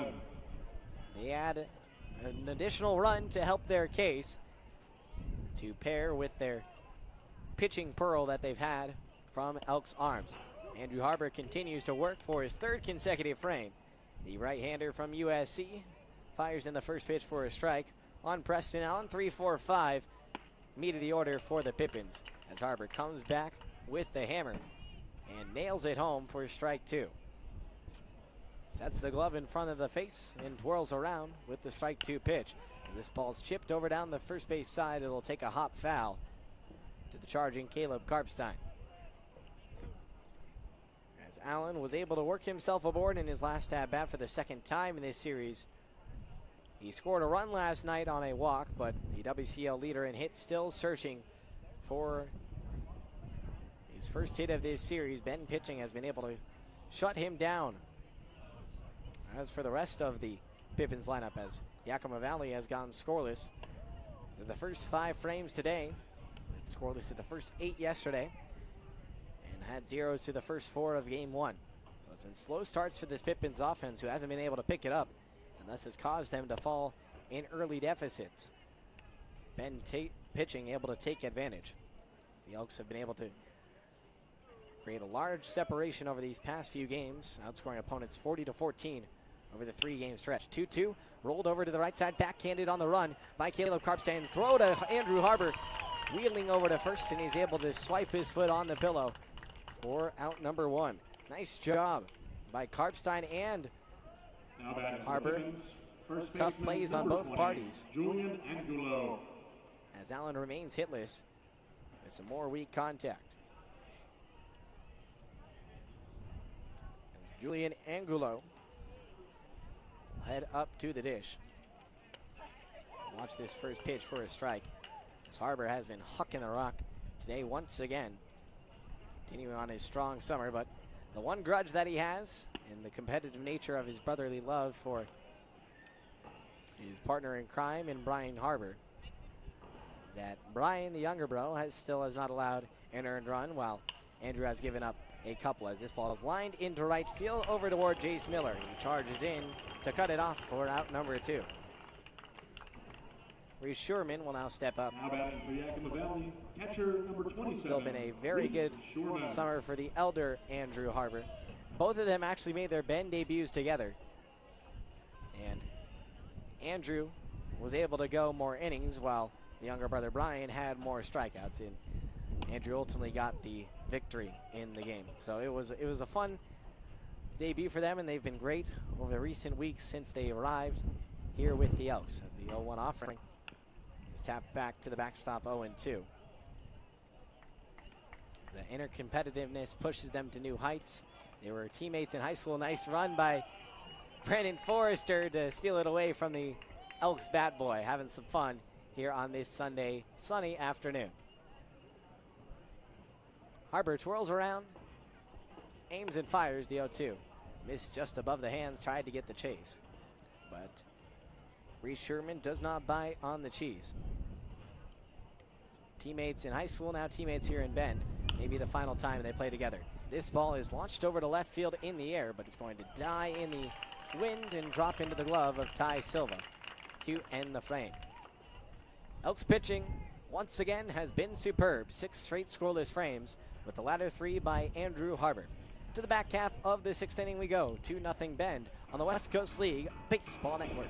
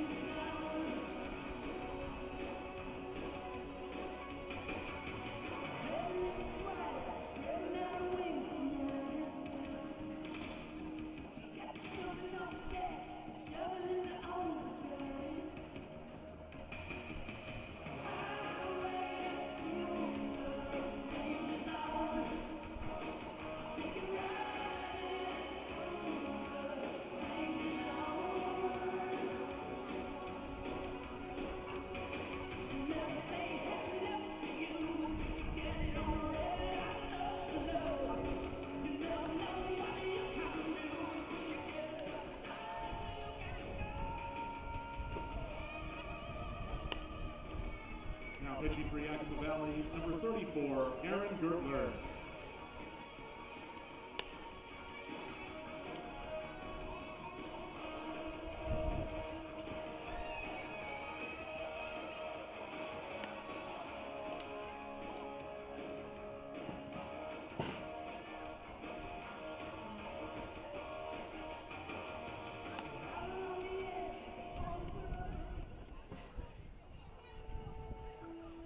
Last of the six from Genna. Ben with a 2-0 advantage in this low-scoring duel in the series finale against Yakima Valley, looking to secure the sweep here tonight. As Ty Silva will start things off against the new hurler on the mound for Yakima Valley in Aaron Gertler. He's been a mainstay out of the bullpen for the Pippins, making his 11th appearance overall, all in relief. Big Bend Community College product, 6'2", a 215-pound northpaw with a big stash across his face and mullet blowing from behind. He hauls on home with the first pitch. Jumps ahead 0-1 as Silva fouls one away. Ty worked his way aboard on a walk in his last at-bat. The Las Vegas native with his family in town. So used to the heat of the desert, so this doesn't bother him here today. He's enjoyed the weather here in Bend and said he was ecstatic when he heard the news that he was going to be able to come back here and play for the Elks once again this summer. As this 1-1 is lined back into center field off the back lip of the infield into center for a base hit. Well done by Silva. Continues to build on his hit streak. Continuing to find his way aboard. Now makes it 2 consecutive games with a knock. 4 overall hits in this series. Caleb Karpstein will take this high and away. 1 ball and no strikes. Karpstein had reached in all 7 of his bats in the series up until flying out in the 4th to center field. And watch this down, the Bend native out of Northwest Nazarene College, grew up going to Elks games. So he actually threw out the first pitch on one of the games before he went to the White House. Pay a visit there. To tour Washington, D.C. and such. But as always grown up admiring the Elks, it's the hometown club. His talk with co-workers here with Bend who knew Caleb when he was coming up through grade school, and to see him now playing for the Elks, it's pretty cool to see how it all comes full circle. And not too many local products that come through the Elks, but it's starting to become more common as Ben has quite a few local studs with Finn Edwards and Simon Lemke in the pitching staff, and a big-time barrel in Caleb Karpstein. Silva makes a move towards second base. He slides around the tag, is in there safely. Ben doing 0 for 3 on stolen opportunities against Reese Shurman, are now 2 for 2 in their latter pair of attempts. As Silva takes advantage with his 3rd stolen base of the season and his first since June 21st at home here against the Ridgefield Raptors. 3 balls and 2 strikes. Here's the payoff pitch to Karpstein. He'll foul one away on a dying bird over into left. Moving on the run to make the catch with both hands is Hinojosa, which will haul it in. Now batting for Ben, right fielder number 13. Jace Miller will now mosey his way up to the circle. Miller reached on an error and then grounded out to first in his last at-bat. Hoping to work around a 3rd run for Bend. Elks have been limited to just 5 hits in this ballgame. After their 23 hit showing in game 1, this ball is skied to center field on a line, loops down into the glove, into Bythewood. We'll haul it in on the first pitch. I like the aggressiveness from Miller, but it doesn't work out for him. 2 down. Vinny Salvio will step up. Number 6, Vinny Salvio. Elks were able to have 10 hits yesterday as well, as they've had double-digit knocks in 3 consecutive games as well. As over their 40-run stretch, they've been able to also have 46 total hits for those 40 runs, with 13 in the series finale against Bellingham, 23, a season high in game 1 against the Pippins, and then 10 last night. Now just 5 here today, hoping to up that total with the runs as well. Salvione scoring the latest run for Bend. We'll watch this pitch down. 1 ball and 1 strike now. For the Elks team leader in hits, who added his 26 to his resume. For playing in his 27th game today. Nearly a hit in every game that he has participated in. 1-1. Up in the kitchen, Salvione will dodge out of the way. Vinny wasn't originally a star-studded talent coming out of high school. He had to work to put himself on a platform so people all around could see what he is capable of. In the COVID-19 pandemic, he trained off of Keenan Middleton, who is a major league pitcher, native of Portland, who needed someone to hit off him to get some reps during the pandemic, and Salvione stepped up to the task, and he said he was a little nervous at first, but ultimately got the hang of it after a little bit and got a hold of a few pitches, sent it on to some college coaches. The hometown squad, Portland, liked what they saw and gave him an opportunity. So he was able to record 4 hits in 19 at-bats with 4 RBI with the Pilots this past spring. His fellow roommate Miller will make a move to third base. Pardon me, that is Silva. Miller was tired before. This ball is caught on the sliding catch in foul territory to end out the inning. Tough blow for Ben once again, but they still hold on to the lead, and their pitching will look to continue to carry them forward as a new man is deployed from the bullpen. We'll meet him next on the West Coast League Baseball Network.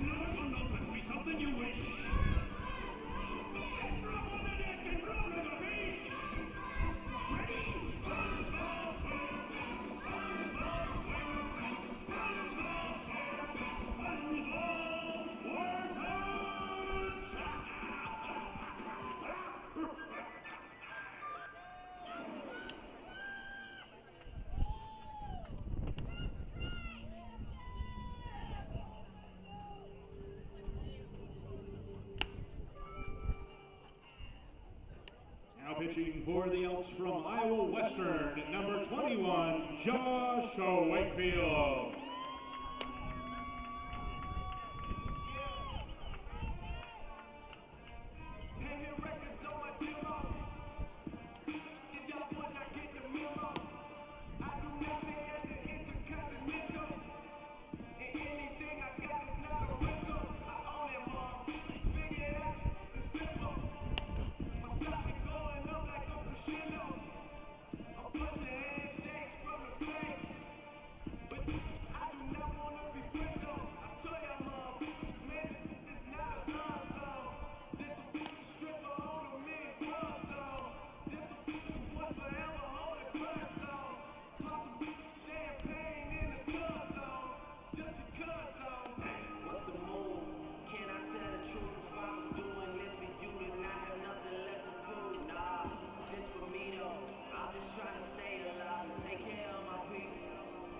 It's a warm summer night in the heart of Central Oregon. Hope you all are staying cool at home because it is pretty toasty up here in Vince Kennis Stadium. The Elks have gone a little bit warm offensively. You've been able to keep things up to 2 runs on the offensive end, but have been absolutely on fire on the hill. And they will look to continue to work their gem through the arm of Josh Wakefield, the southpaw from Peoria, Arizona, and future GCU Lope. 2-way talent for the Elks. Second on the team in batting average and can also haul it down the hill at above 90 miles an hour. He throws 89 there, down below the knees of the hitter in Casey Wayne. 6, 7, 8, back half of the lineup for the Pippins. So Wakefield fires on the 1-0 pitch for a strike at the bottom of the zone.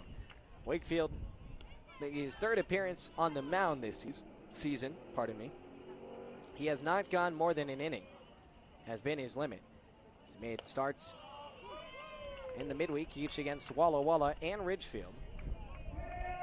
Has accumulated 3 strikeouts over that span and retired 6 of the 11 batters that he's faced. He drops in the beautiful bender through the back door, and all that Wayne can do is wink at the home plate umpire, knowing that Wakefield got the better of him on that pitch.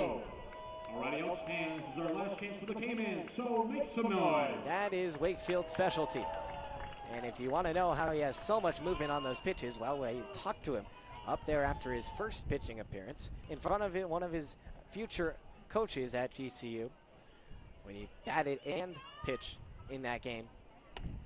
Had a couple of hits, including a triple. But he likes to throw his breaking balls like a handshake. So that's his movement. He can also hum in the fastball when it's working good. Misses this one down, but it's the breaking ball stuff that's kept him good. He didn't pitch a whole lot in his college career, but he said he just kind of likes to play routine catch, keep himself loose, keep him fresh, and not like to think it too much. Just go out there and be the player he's knowing he's capable of. He's been able to keep this pitching aspect to him in his arsenal. This is going to be a 4-pitch walk, as that has been a question mark for Wakefield thus far with the walks, as that's his 4th in his 2 1/3 innings of work.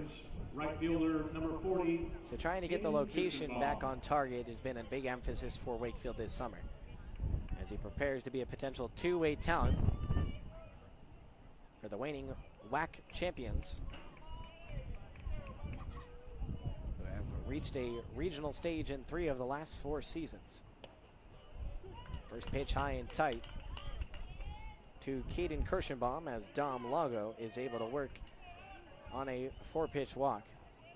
Plays a base runner on for Yakima Valley. The tying run at the plate if the Pippins can try and put one out. This one's chipped over into the Pippins dugout. 0-2. Wakefield's family is on hand here this weekend. Great to meet the Wakefield couple. Made the trip up from Arizona and is joining their time in Bend.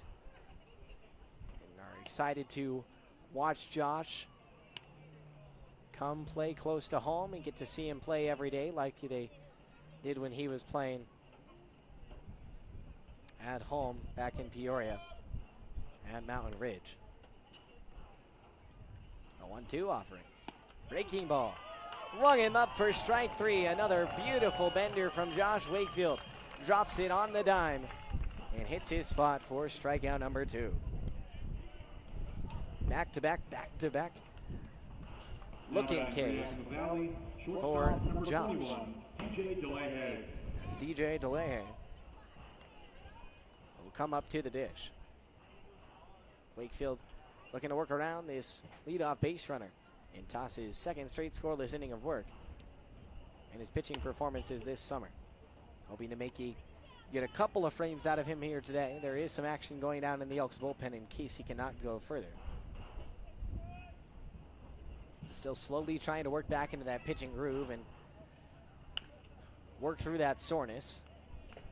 It's going to come back. It's like when you lift weights or go to the gym and you take a long break and then you come back to it. You're super sore the next day, but if you're consistent with it and do it every day, then the soreness limits. So that's kind of the situation that Wakefield is in right now. 1-1. Beautiful changeup, but they're not going to give it to him for the strike. 2-1. Wakefield spent his first couple of seasons at Iowa Western where he shined, batting .415 over his career with the Reavers. 2-1, slips inside. And hitters count here. With the Wakefield family kind enough to invite me over for dinner when I'm back down there. Would love to spend a night chopping it up with a great family. Josh also actually has an older brother named Blake. He didn't tell me that. I'd love to meet him as well. Breaking ball drops in the zone for strike 2. As Longo is able to best Elliott on the stolen base. 3 balls, 2 strikes, and 2 down. Wakefield looking to continue the scoreless stretch against the Pippins, trying to toss the 7th straight scoreless frame. Payoff is looped off for the top of the bat, and back into the stands it goes.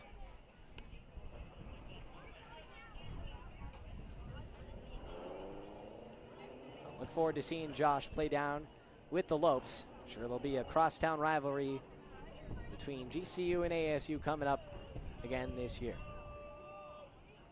He settles at the belt, takes a breath, and another payoff. Swung on and missed for strike 3. Elliott picks it up, will line and fire to first to end the inning. Josh Wakefield strikes out this side and is up to 6 strikeouts through his 3 innings of work this summer. The two-way talent continues to shine here in Bend as we head to the home stretch here from Gena on this Sunday afternoon.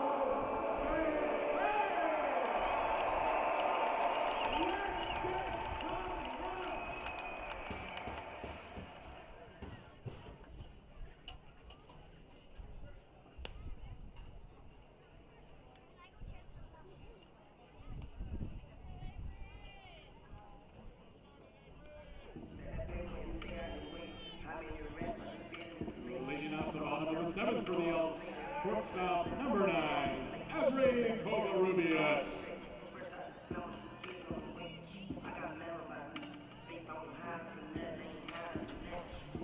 Home stretch on home turf here for the Elks. Wrapping up their final game before a 6-game road trip, their longest road trip on the summer, around the corner. They're trying to finish off their 9th consecutive win and 3rd consecutive sweep. Avery Covarrubias lines one on a hop into the glove of Dom Longo. Will toss to first. It's been a rough day for Avery, 0 for 3. As Tyler Peterson will approach the plate. He's had a very good ball game, contrasting that of Covarrubias. With 2 of the 5 total hits for Bend, and the first 2 here tonight brought home the latest run for the Elks back in the 5th inning on an RBI opposite field hit that just tightrope down the third base side past the diving glove of Preston Allen to bring in Vinny Salvione. He works ahead 1-0 on the hurler for Ben Garen Gertler, working in his 2nd straight frame.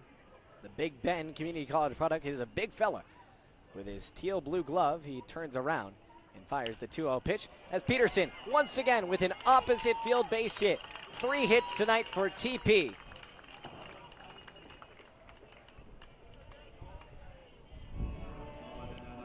Inside out, not trying to do too much. Peterson keeps it simple, keeps it short, and is smooth with that buttery swing as he once again is able to work himself aboard. A 3-hit game for Tyler Peterson. The team leader in hits for the Elks, up to 19 now on the summer. From a year ago, he led the squad and is now approaching in on Vinny Salvione's hole. That was just up to 26 earlier today. 0-1 now to start off to Easton Talt as the lineup card flips back to the beginning of the lineup. Talt able to work a knock in his last at-bat, his first of the series, after previously reaching on 7 walks in the series prior to that. It's so clear today with the wonderful sunshine beating down that I hadn't even noticed, as Peterson is able to work down to second, slide into head first safely into second base. So after Ben went 0 for 3 on stolen base attempts to start the game, they're now 3 for 3 as the fatigue has maybe caught up on Sherman, and Ben has been quick to get after him, has not let up on their aggressiveness and has made sure to capitalize when they have gotten their chances. Then the offensive philosophy by Alan Cox's group. since taking over the reins for Danny Sales. 3 balls and a strike with 1 down to Easton Talt. But as I was saying, with such a clear day today, you can notice that there's another American flag beyond the one that's in left center, all the way on the Old Mill District over there. I hadn't seen before, but it's clear as day now, along with the mountains, casted over by a little bit of haze. Easton Talt will take off of his gear and do his routine throw up in the air like confetti. He places down his elbow guard as his former teammate Brandon Forrester will go to scoop it up.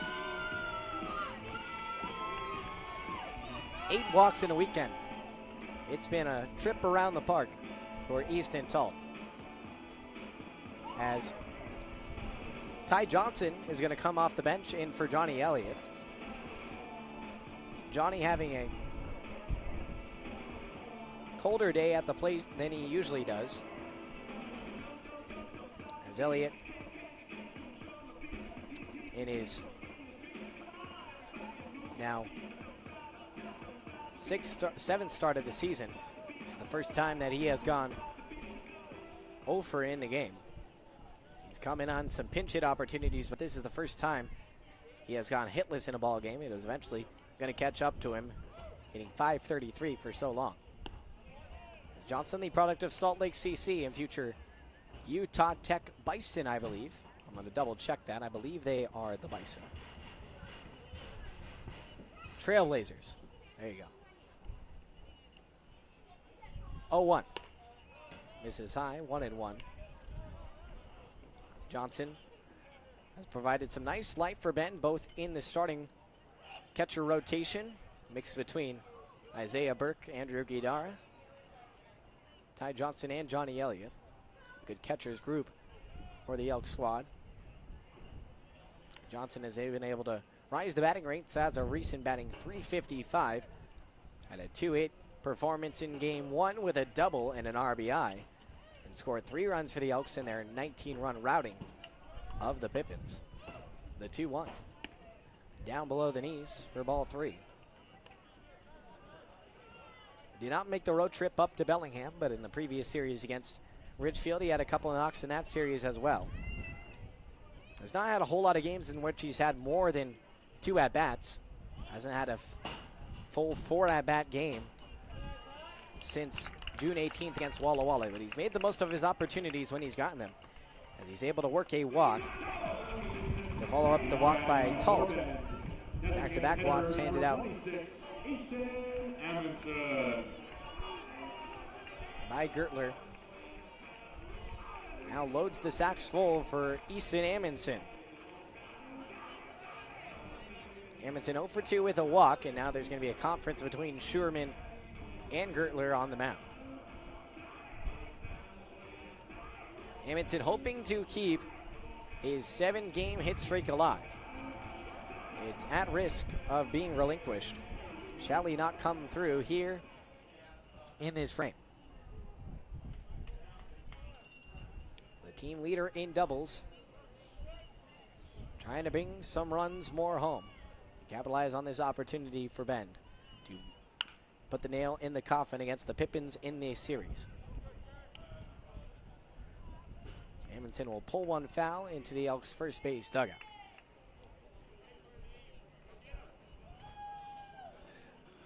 Product of Liberty University and former Lower Columbia standout. Base runners all around him. 0-1. Rip and a miss. Nice backdoor breaker from Gertler. Able to get one in there. Tyler Peterson at third. Easton Talt at second, and Ty Johnson at first. The North Paw Gertler onto the plate with the 0-2. Amundsen cuts through it and takes a small spike into the turf. Contains the emotion. A frustrating day for Amundsen. It was eventually going to catch up with him, as it all does. For the Elks, left fielder, But number 4, his hit streak appears to be coming to a close unless he gets another at-bat. But more importantly, Ben cannot let this opportunity go to waste. With 1 out and bases loaded, now 2 outs.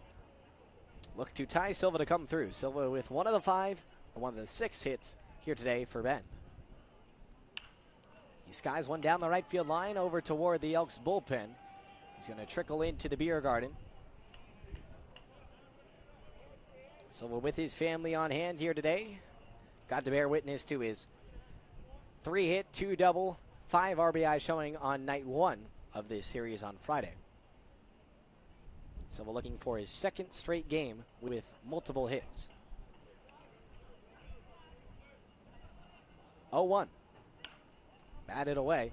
Silva trying to hop on that fastball. 87 miles an hour from Gertler. Ben trying to bring across just its 3rd run. Only 2 runs to the first 6 innings of this one for the Elks.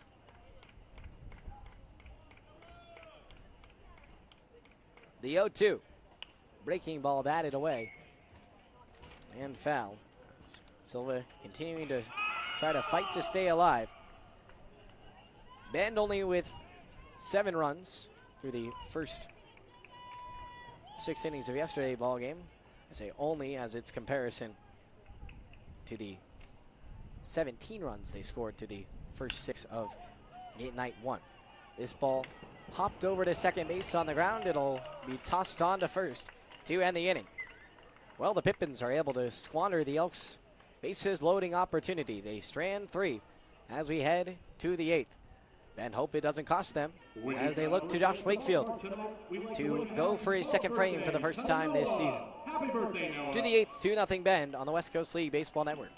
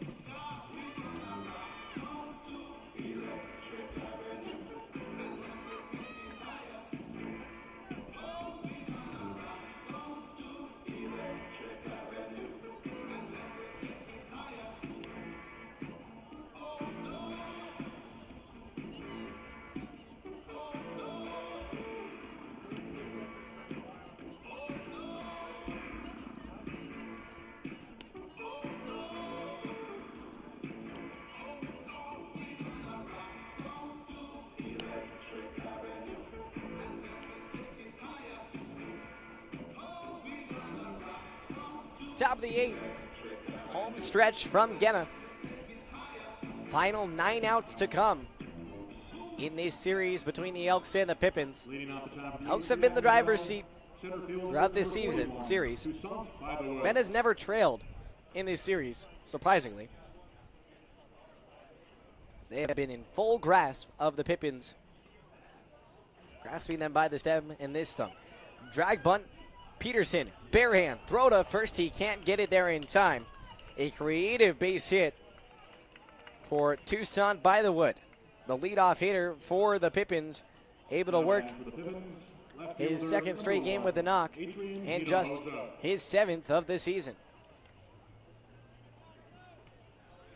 Nearly half of his hits this season have come over the past couple of games, as By the Wood gets creative and catches Peterson off guard and works the tying run now to the plate. Ben had a chance to capitalize, and we'll see if it'll come to cost them, as Wakefield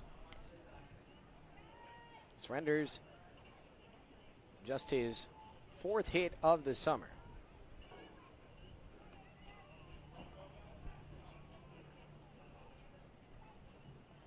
The future loop fires, and this ball is ripped into left field over the head of Ty Silva. He works behind it on the run.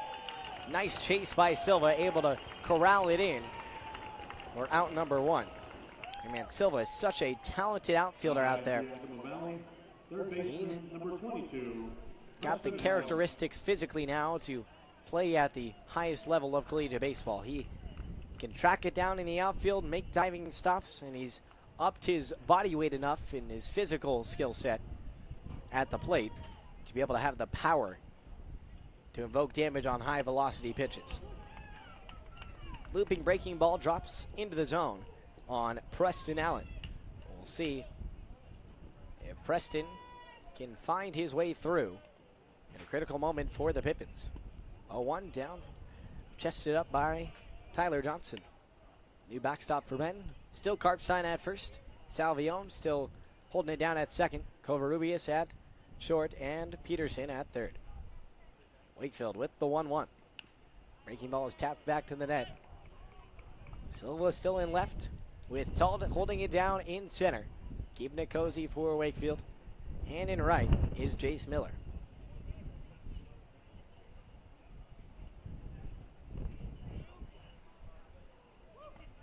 The 1-2 offering from Josh Wakefield. Bender nearly stuck his spot, but just missed it above. That'll be a pair apiece in the count. Yakima Valley just got its 4th hit all game from Toussaint by the wood on that drag bunt down the third base side, surpassing their total of 3 yesterday. 2-2, swing and a miss. Josh Wakefield with all 4 of his outs, or 4 of his now 5 outs recorded by strikeout. Now batting for Yakima Valley, first baseman number 20, Julian 4 of the 6 punchies today have come from the GCU southpaw. Sensational work by Josh Wakefield. He's such a gifted athlete. Goes out there and uses his skill set to his advantage. He can gun it on a line from center. He can stroke it out into the alleyway in the gap, and he nearly picked off the runner right there. Nearly was able to get by the wood. By the hair of his teeth, he's able to work back to first. Fastball in there for a strike from Wakefield. He's been able to keep this off-speed pitch of Arsenal's. Use those weapons now in his return to the mound, getting more action here in Benton than he did all season at Iowa Western. This one scooped up on the run. Toss off balance by Vinny Salvione, who drops it into Caleb Karpstein's glove to end the frame. Josh Wakefield goes a season-high 2 frames. We'll see if they'll toss him out there for the 9th, but he holds the Pippins scoreless as they do not respond. The Elks leaving the opportunities open on the base paths. They'll now try and cinch up the victory with some more offense before they head to the final frame. Last of the 8th coming up around the corner on the West Coast League Baseball Network.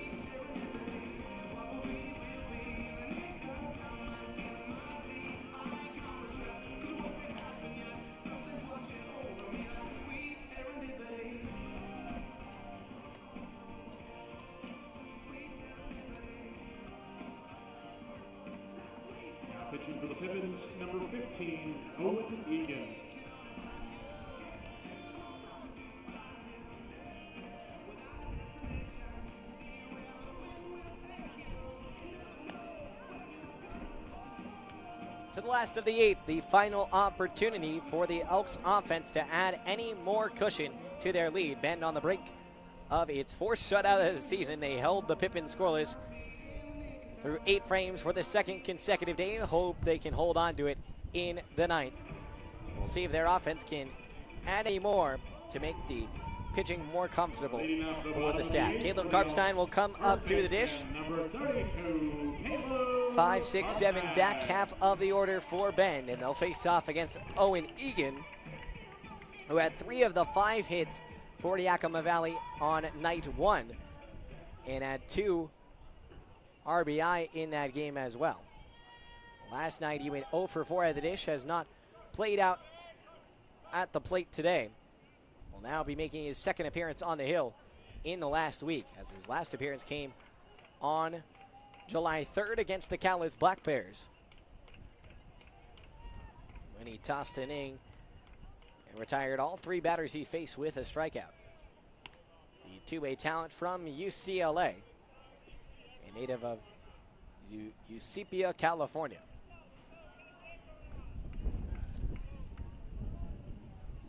Karpstein will watch this one skip off of the turf. Karpstein today had reached all 7 of his bats in this series, but has gone 0 for 2 over his last couple, flying out to center and flying out to right. He gets hit now by his 4th pitch of the weekend that Caleb Karpstein has been pegged. He is just wearing one for the team. Right fielder number 13, Jace Miller. He gives Ben the leadoff base runner, and Jace Miller will try and make do with it. Miller also 0 for 3 today, lining out on a firm shot to center in his last time up on the first pitch that he saw. Egan made 4 appearances in relief for the Bruins this past spring, with a 4.50 ERA with 5 strikeouts. Making his debut against the crosstown rivalry against USC on March 22nd with a season-high 3 innings over 3 strikeouts over 1 1/3 innings of work. But didn't see much offense for the Bruins. Utilized more here in Yakima Valley. This ball popped into shallow center field by Miller. A hard run by Bythewood, who gets on his horse and is able to ride his way into the edge of the outfield turf. Out number 1. Now batting for the Elks, 2nd baseman, number 6, Vinny Salvione. Vinny Salvione will now step up to the box. The shortstop savant, the infielder sensation for Ben, the team leader in hits, the team leader in games played. He has been the definition of the Ben brand thus far. 5, aired into right field on an errant throw from the 3rd baseman. Preston Allen was trying to go 5-4-3. Instead, he gets none and comes up empty. As Lou is going to say that there was runner's interference, that will allow Karpstein to advance to 3rd base. Shortstop number 9, Adri Covarrubias. Pardon me, that is obstruction. That will allow Karpstein to advance, as he was trying to come around 2nd and collided with a Pippin. This is going to draw out Johnny Graham for a conversation. Now runners on the corners for the Elks with 1 down. A sacrifice fly would bring in the 3rd run. And a 3-run ball game and a 2-run ball game are 2 different things.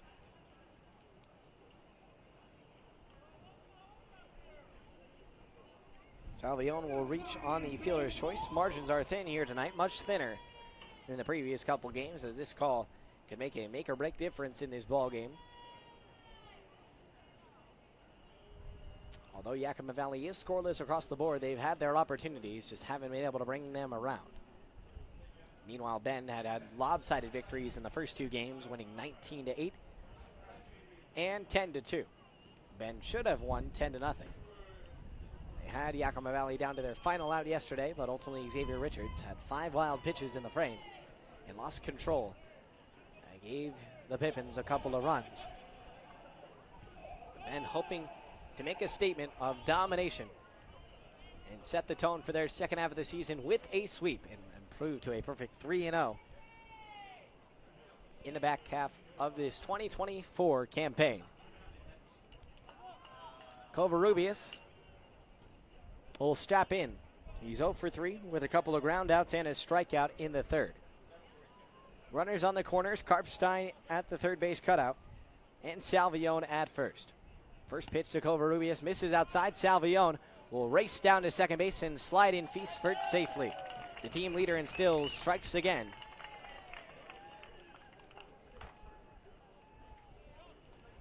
Placing 2 runners in scoring position for Bend.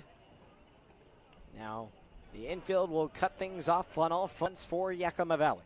Allen at third, Delaney at short, Longo at second, and Angelou at first. This ball hit right back at the pitcher and thrown over to first. Egan is able to avoid danger and work the weak contact right back to him. Perfectly executed pitch for the Pippins two-way standout. Tyler Peterson, who is 3 for 3. He has half of the Elks hits here today. Will try to put on a fourth, which would be a season high from any Elk. No Elk has had a 4-hit game. This ball gets through the wickets of Sherman to the brick backstop. It goes. Karpstein comes in to score, gets a fist bump from Tyler Peterson along the way as the Elks get their coveted third run and make it a trio lead over the Pippins. One of the few pitches that has got to the backstop past the brick wall of Sherman, who has been stopping everything for the Pippins thus far today. But Tyler Peterson trying to be the first to have 4 knocks for Bend this season. The 1-1 looped down the left field line on the chalk. Chasing after it is Adrian Hinohosha. We'll watch it go into foul territory, plopping in front of his feet.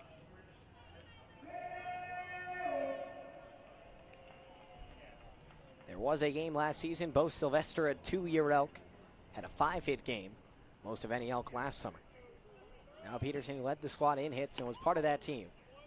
A chance to set the new tone for this season. 2 balls, 2 strikes, and 2 down. A runner at third base and number 2 at the plate. The deuces wild offering.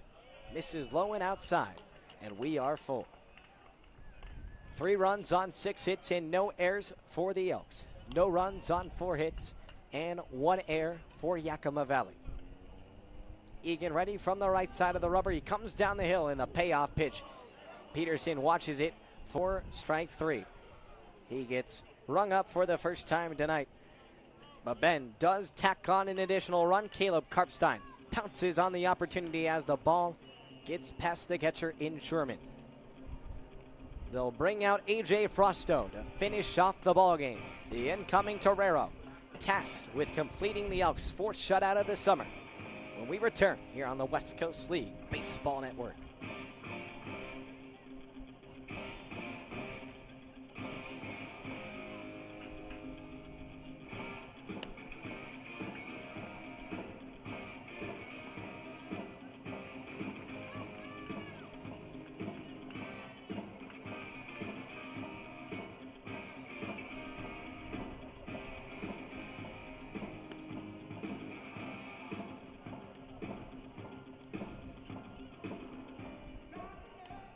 Now pitching for the Elks from the University of San Diego, number 12, Andrew Rosso.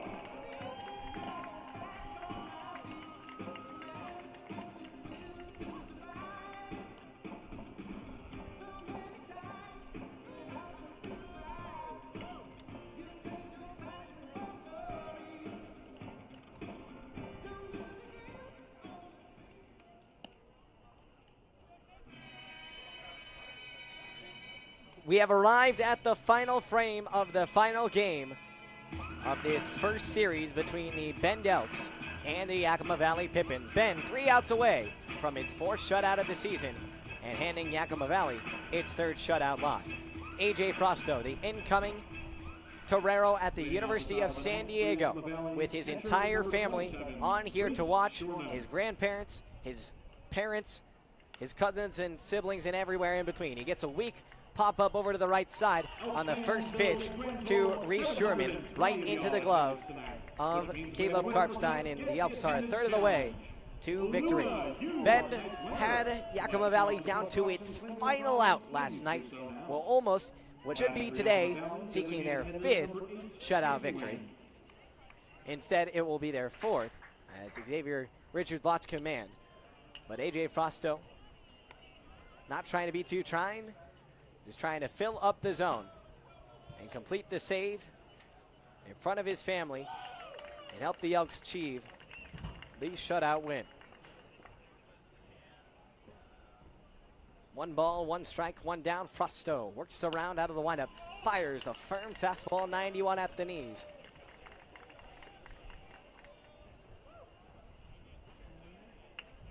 Frosto works from the third base side. The 1-2 pitch nearly hit its spot, but it just misses inside. As Frosto, working his 4th appearance, has only surrendered 1 hit and 1 earned run in his 5 2/3 innings of work thus far. The native of Placenta, California.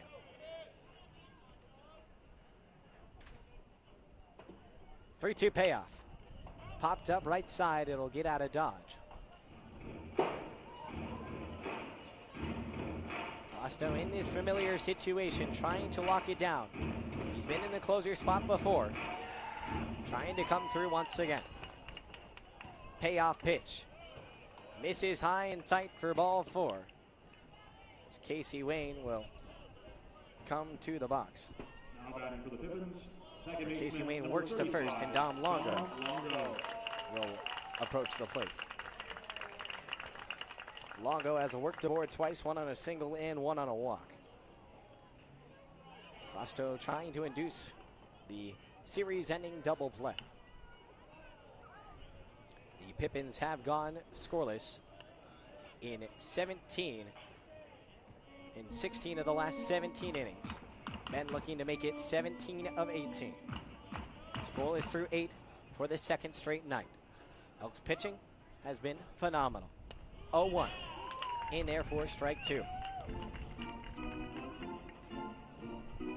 As Frosto tries to finish off a fantastic weekend for the Elks, looking for their 9th straight win. 0-2. Bounced along 3rd, and it'll scoot into foul territory, where Tyler Peterson will go and pick it up.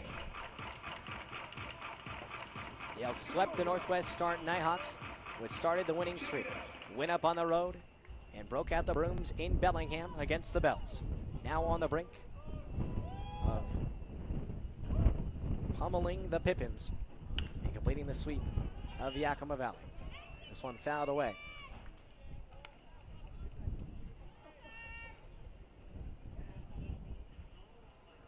It's Bend looking to dominate, keep its hot streak rolling into its longest road stretch of the season. 0-2 pitch. Swing and a miss, strike 3. A.J. Frosto K's up Dom Longo for the 7th strikeout of the night for Ben to put the Pippins down to their final out. Ben has the Pippins right where they had him last night. We're 1 out away from the Elks' 9th consecutive win, so let's make some noise. Ben trying to complete its 9th consecutive victory and its 4th shutout win of the season. Frosto to the plate, breaking ball, lands for strike 1. Ben with 3 runs across this game, 19 in game 1, 10 last night, 32 in the series. 0-1. Batted back to the net, and Yakima Valley is down to its final strike.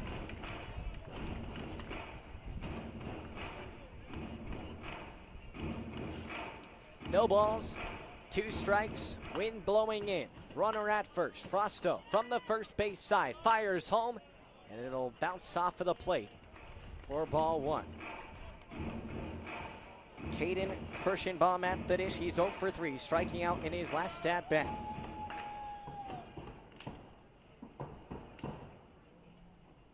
Frosto with the 1-2. Low and away and misses. And it's deuces across the board. And on the brink of yet another sweep, trying to break out the brooms once again in shutout style. 2 balls, 2 strikes, 2 down.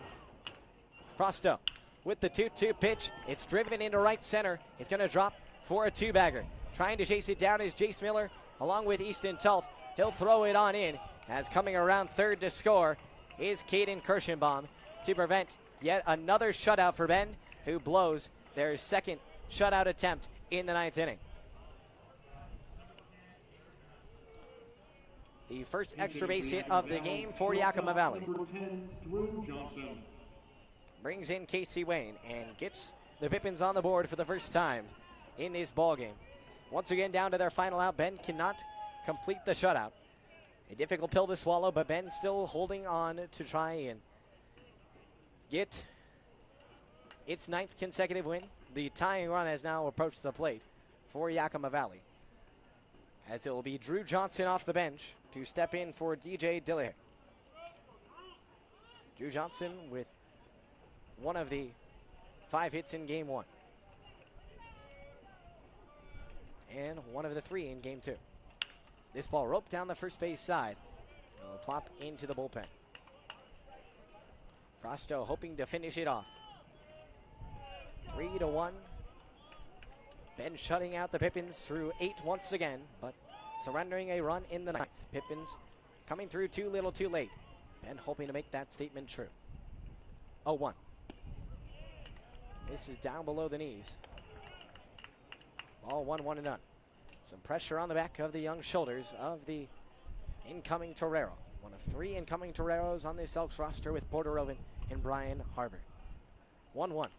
This one off the inside part of the barrel, and it'll fly into the left fan of the stands, into a souvenir of a fan's lap. Yakima Valley once again down to its final strike. Can Frosto finish it off? 1 ball, 2 strikes, 2 down, runner on second base. The 1-2 offering. Misses low and outside, and we are deuces up once again. Bend in search of its 19th win in West Coast League play, and its 22nd of the season. The 2-2 offering. Grounded over to the right side. Karpstein makes a diving stop, tosses underhand to Frosto on the run. He touches first to end the game. The Elks complete their 3rd consecutive sweep. They win their 9th game in a row and break out the brooms here against Yakima Valley. Final score from Vince Guenna Stadium: the Bend Elks 3 and the Yakima Valley Pippins 1.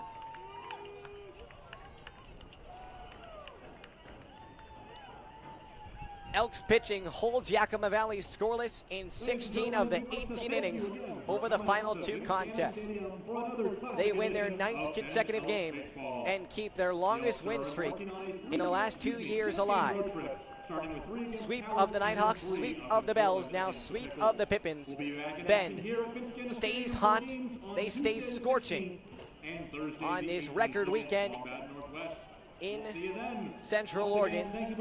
They embrace the heat, they keep the sticks hot, and they are going to be fuming Flames heading into their longest road stretch of the season, beginning on Tuesday against the Cowlitz Black Bears. Final score here from Vince Guenna Stadium: 3-1, the Elks win. The final line: 3 runs on 6 hits, no errors for the Elks. Only 1 singular run in the 9th inning for the Pippins on 5 hits and 1 error. Bend improves to 22-11 on the season, 19-11 in West Coast League play. Meanwhile, Yakima Valley drops their 9th consecutive road game. They fall to 18-21, or pardon me, they fall to 18-22 and 15-18 on the West Coast League trail. Bend will be on action in the road on Tuesday against the Black Bears in Cowlitz in Longview, Washington. Then they'll head to Portland after that just back across the Columbia River to take on the Portland Pickles in a huge second versus third place West Coast League Series. Benton improves to 3-0 to start the second half. It's been a scorching start to the latter half of the season for the Elks, and they'll look to keep the good times rolling, keep the torch ablaze as they keep this hot streak going once again here today. With Elks winners of 9 in a row, they'll look to make it a double-digit win streak on Tuesday, but we'll get some much-needed rest, get some tri-tep in their bellies tonight, and they are full of fun, full of fire, and we'll look to keep it spark flying into this upcoming week. Thanks to all who tuned in along for this series along the way, as Ben completes the sweep once again, have been cleaning up the competition as of late, and we'll look to keep it coming going forward. For our entire Ben Elks crew, going around from the press box to the people in the concessions to the front office and everywhere in between, I'm Blake Neiman saying so long from Vince Guenna Stadium and wishing you all a wonderful rest of your Sunday night. So long, everybody.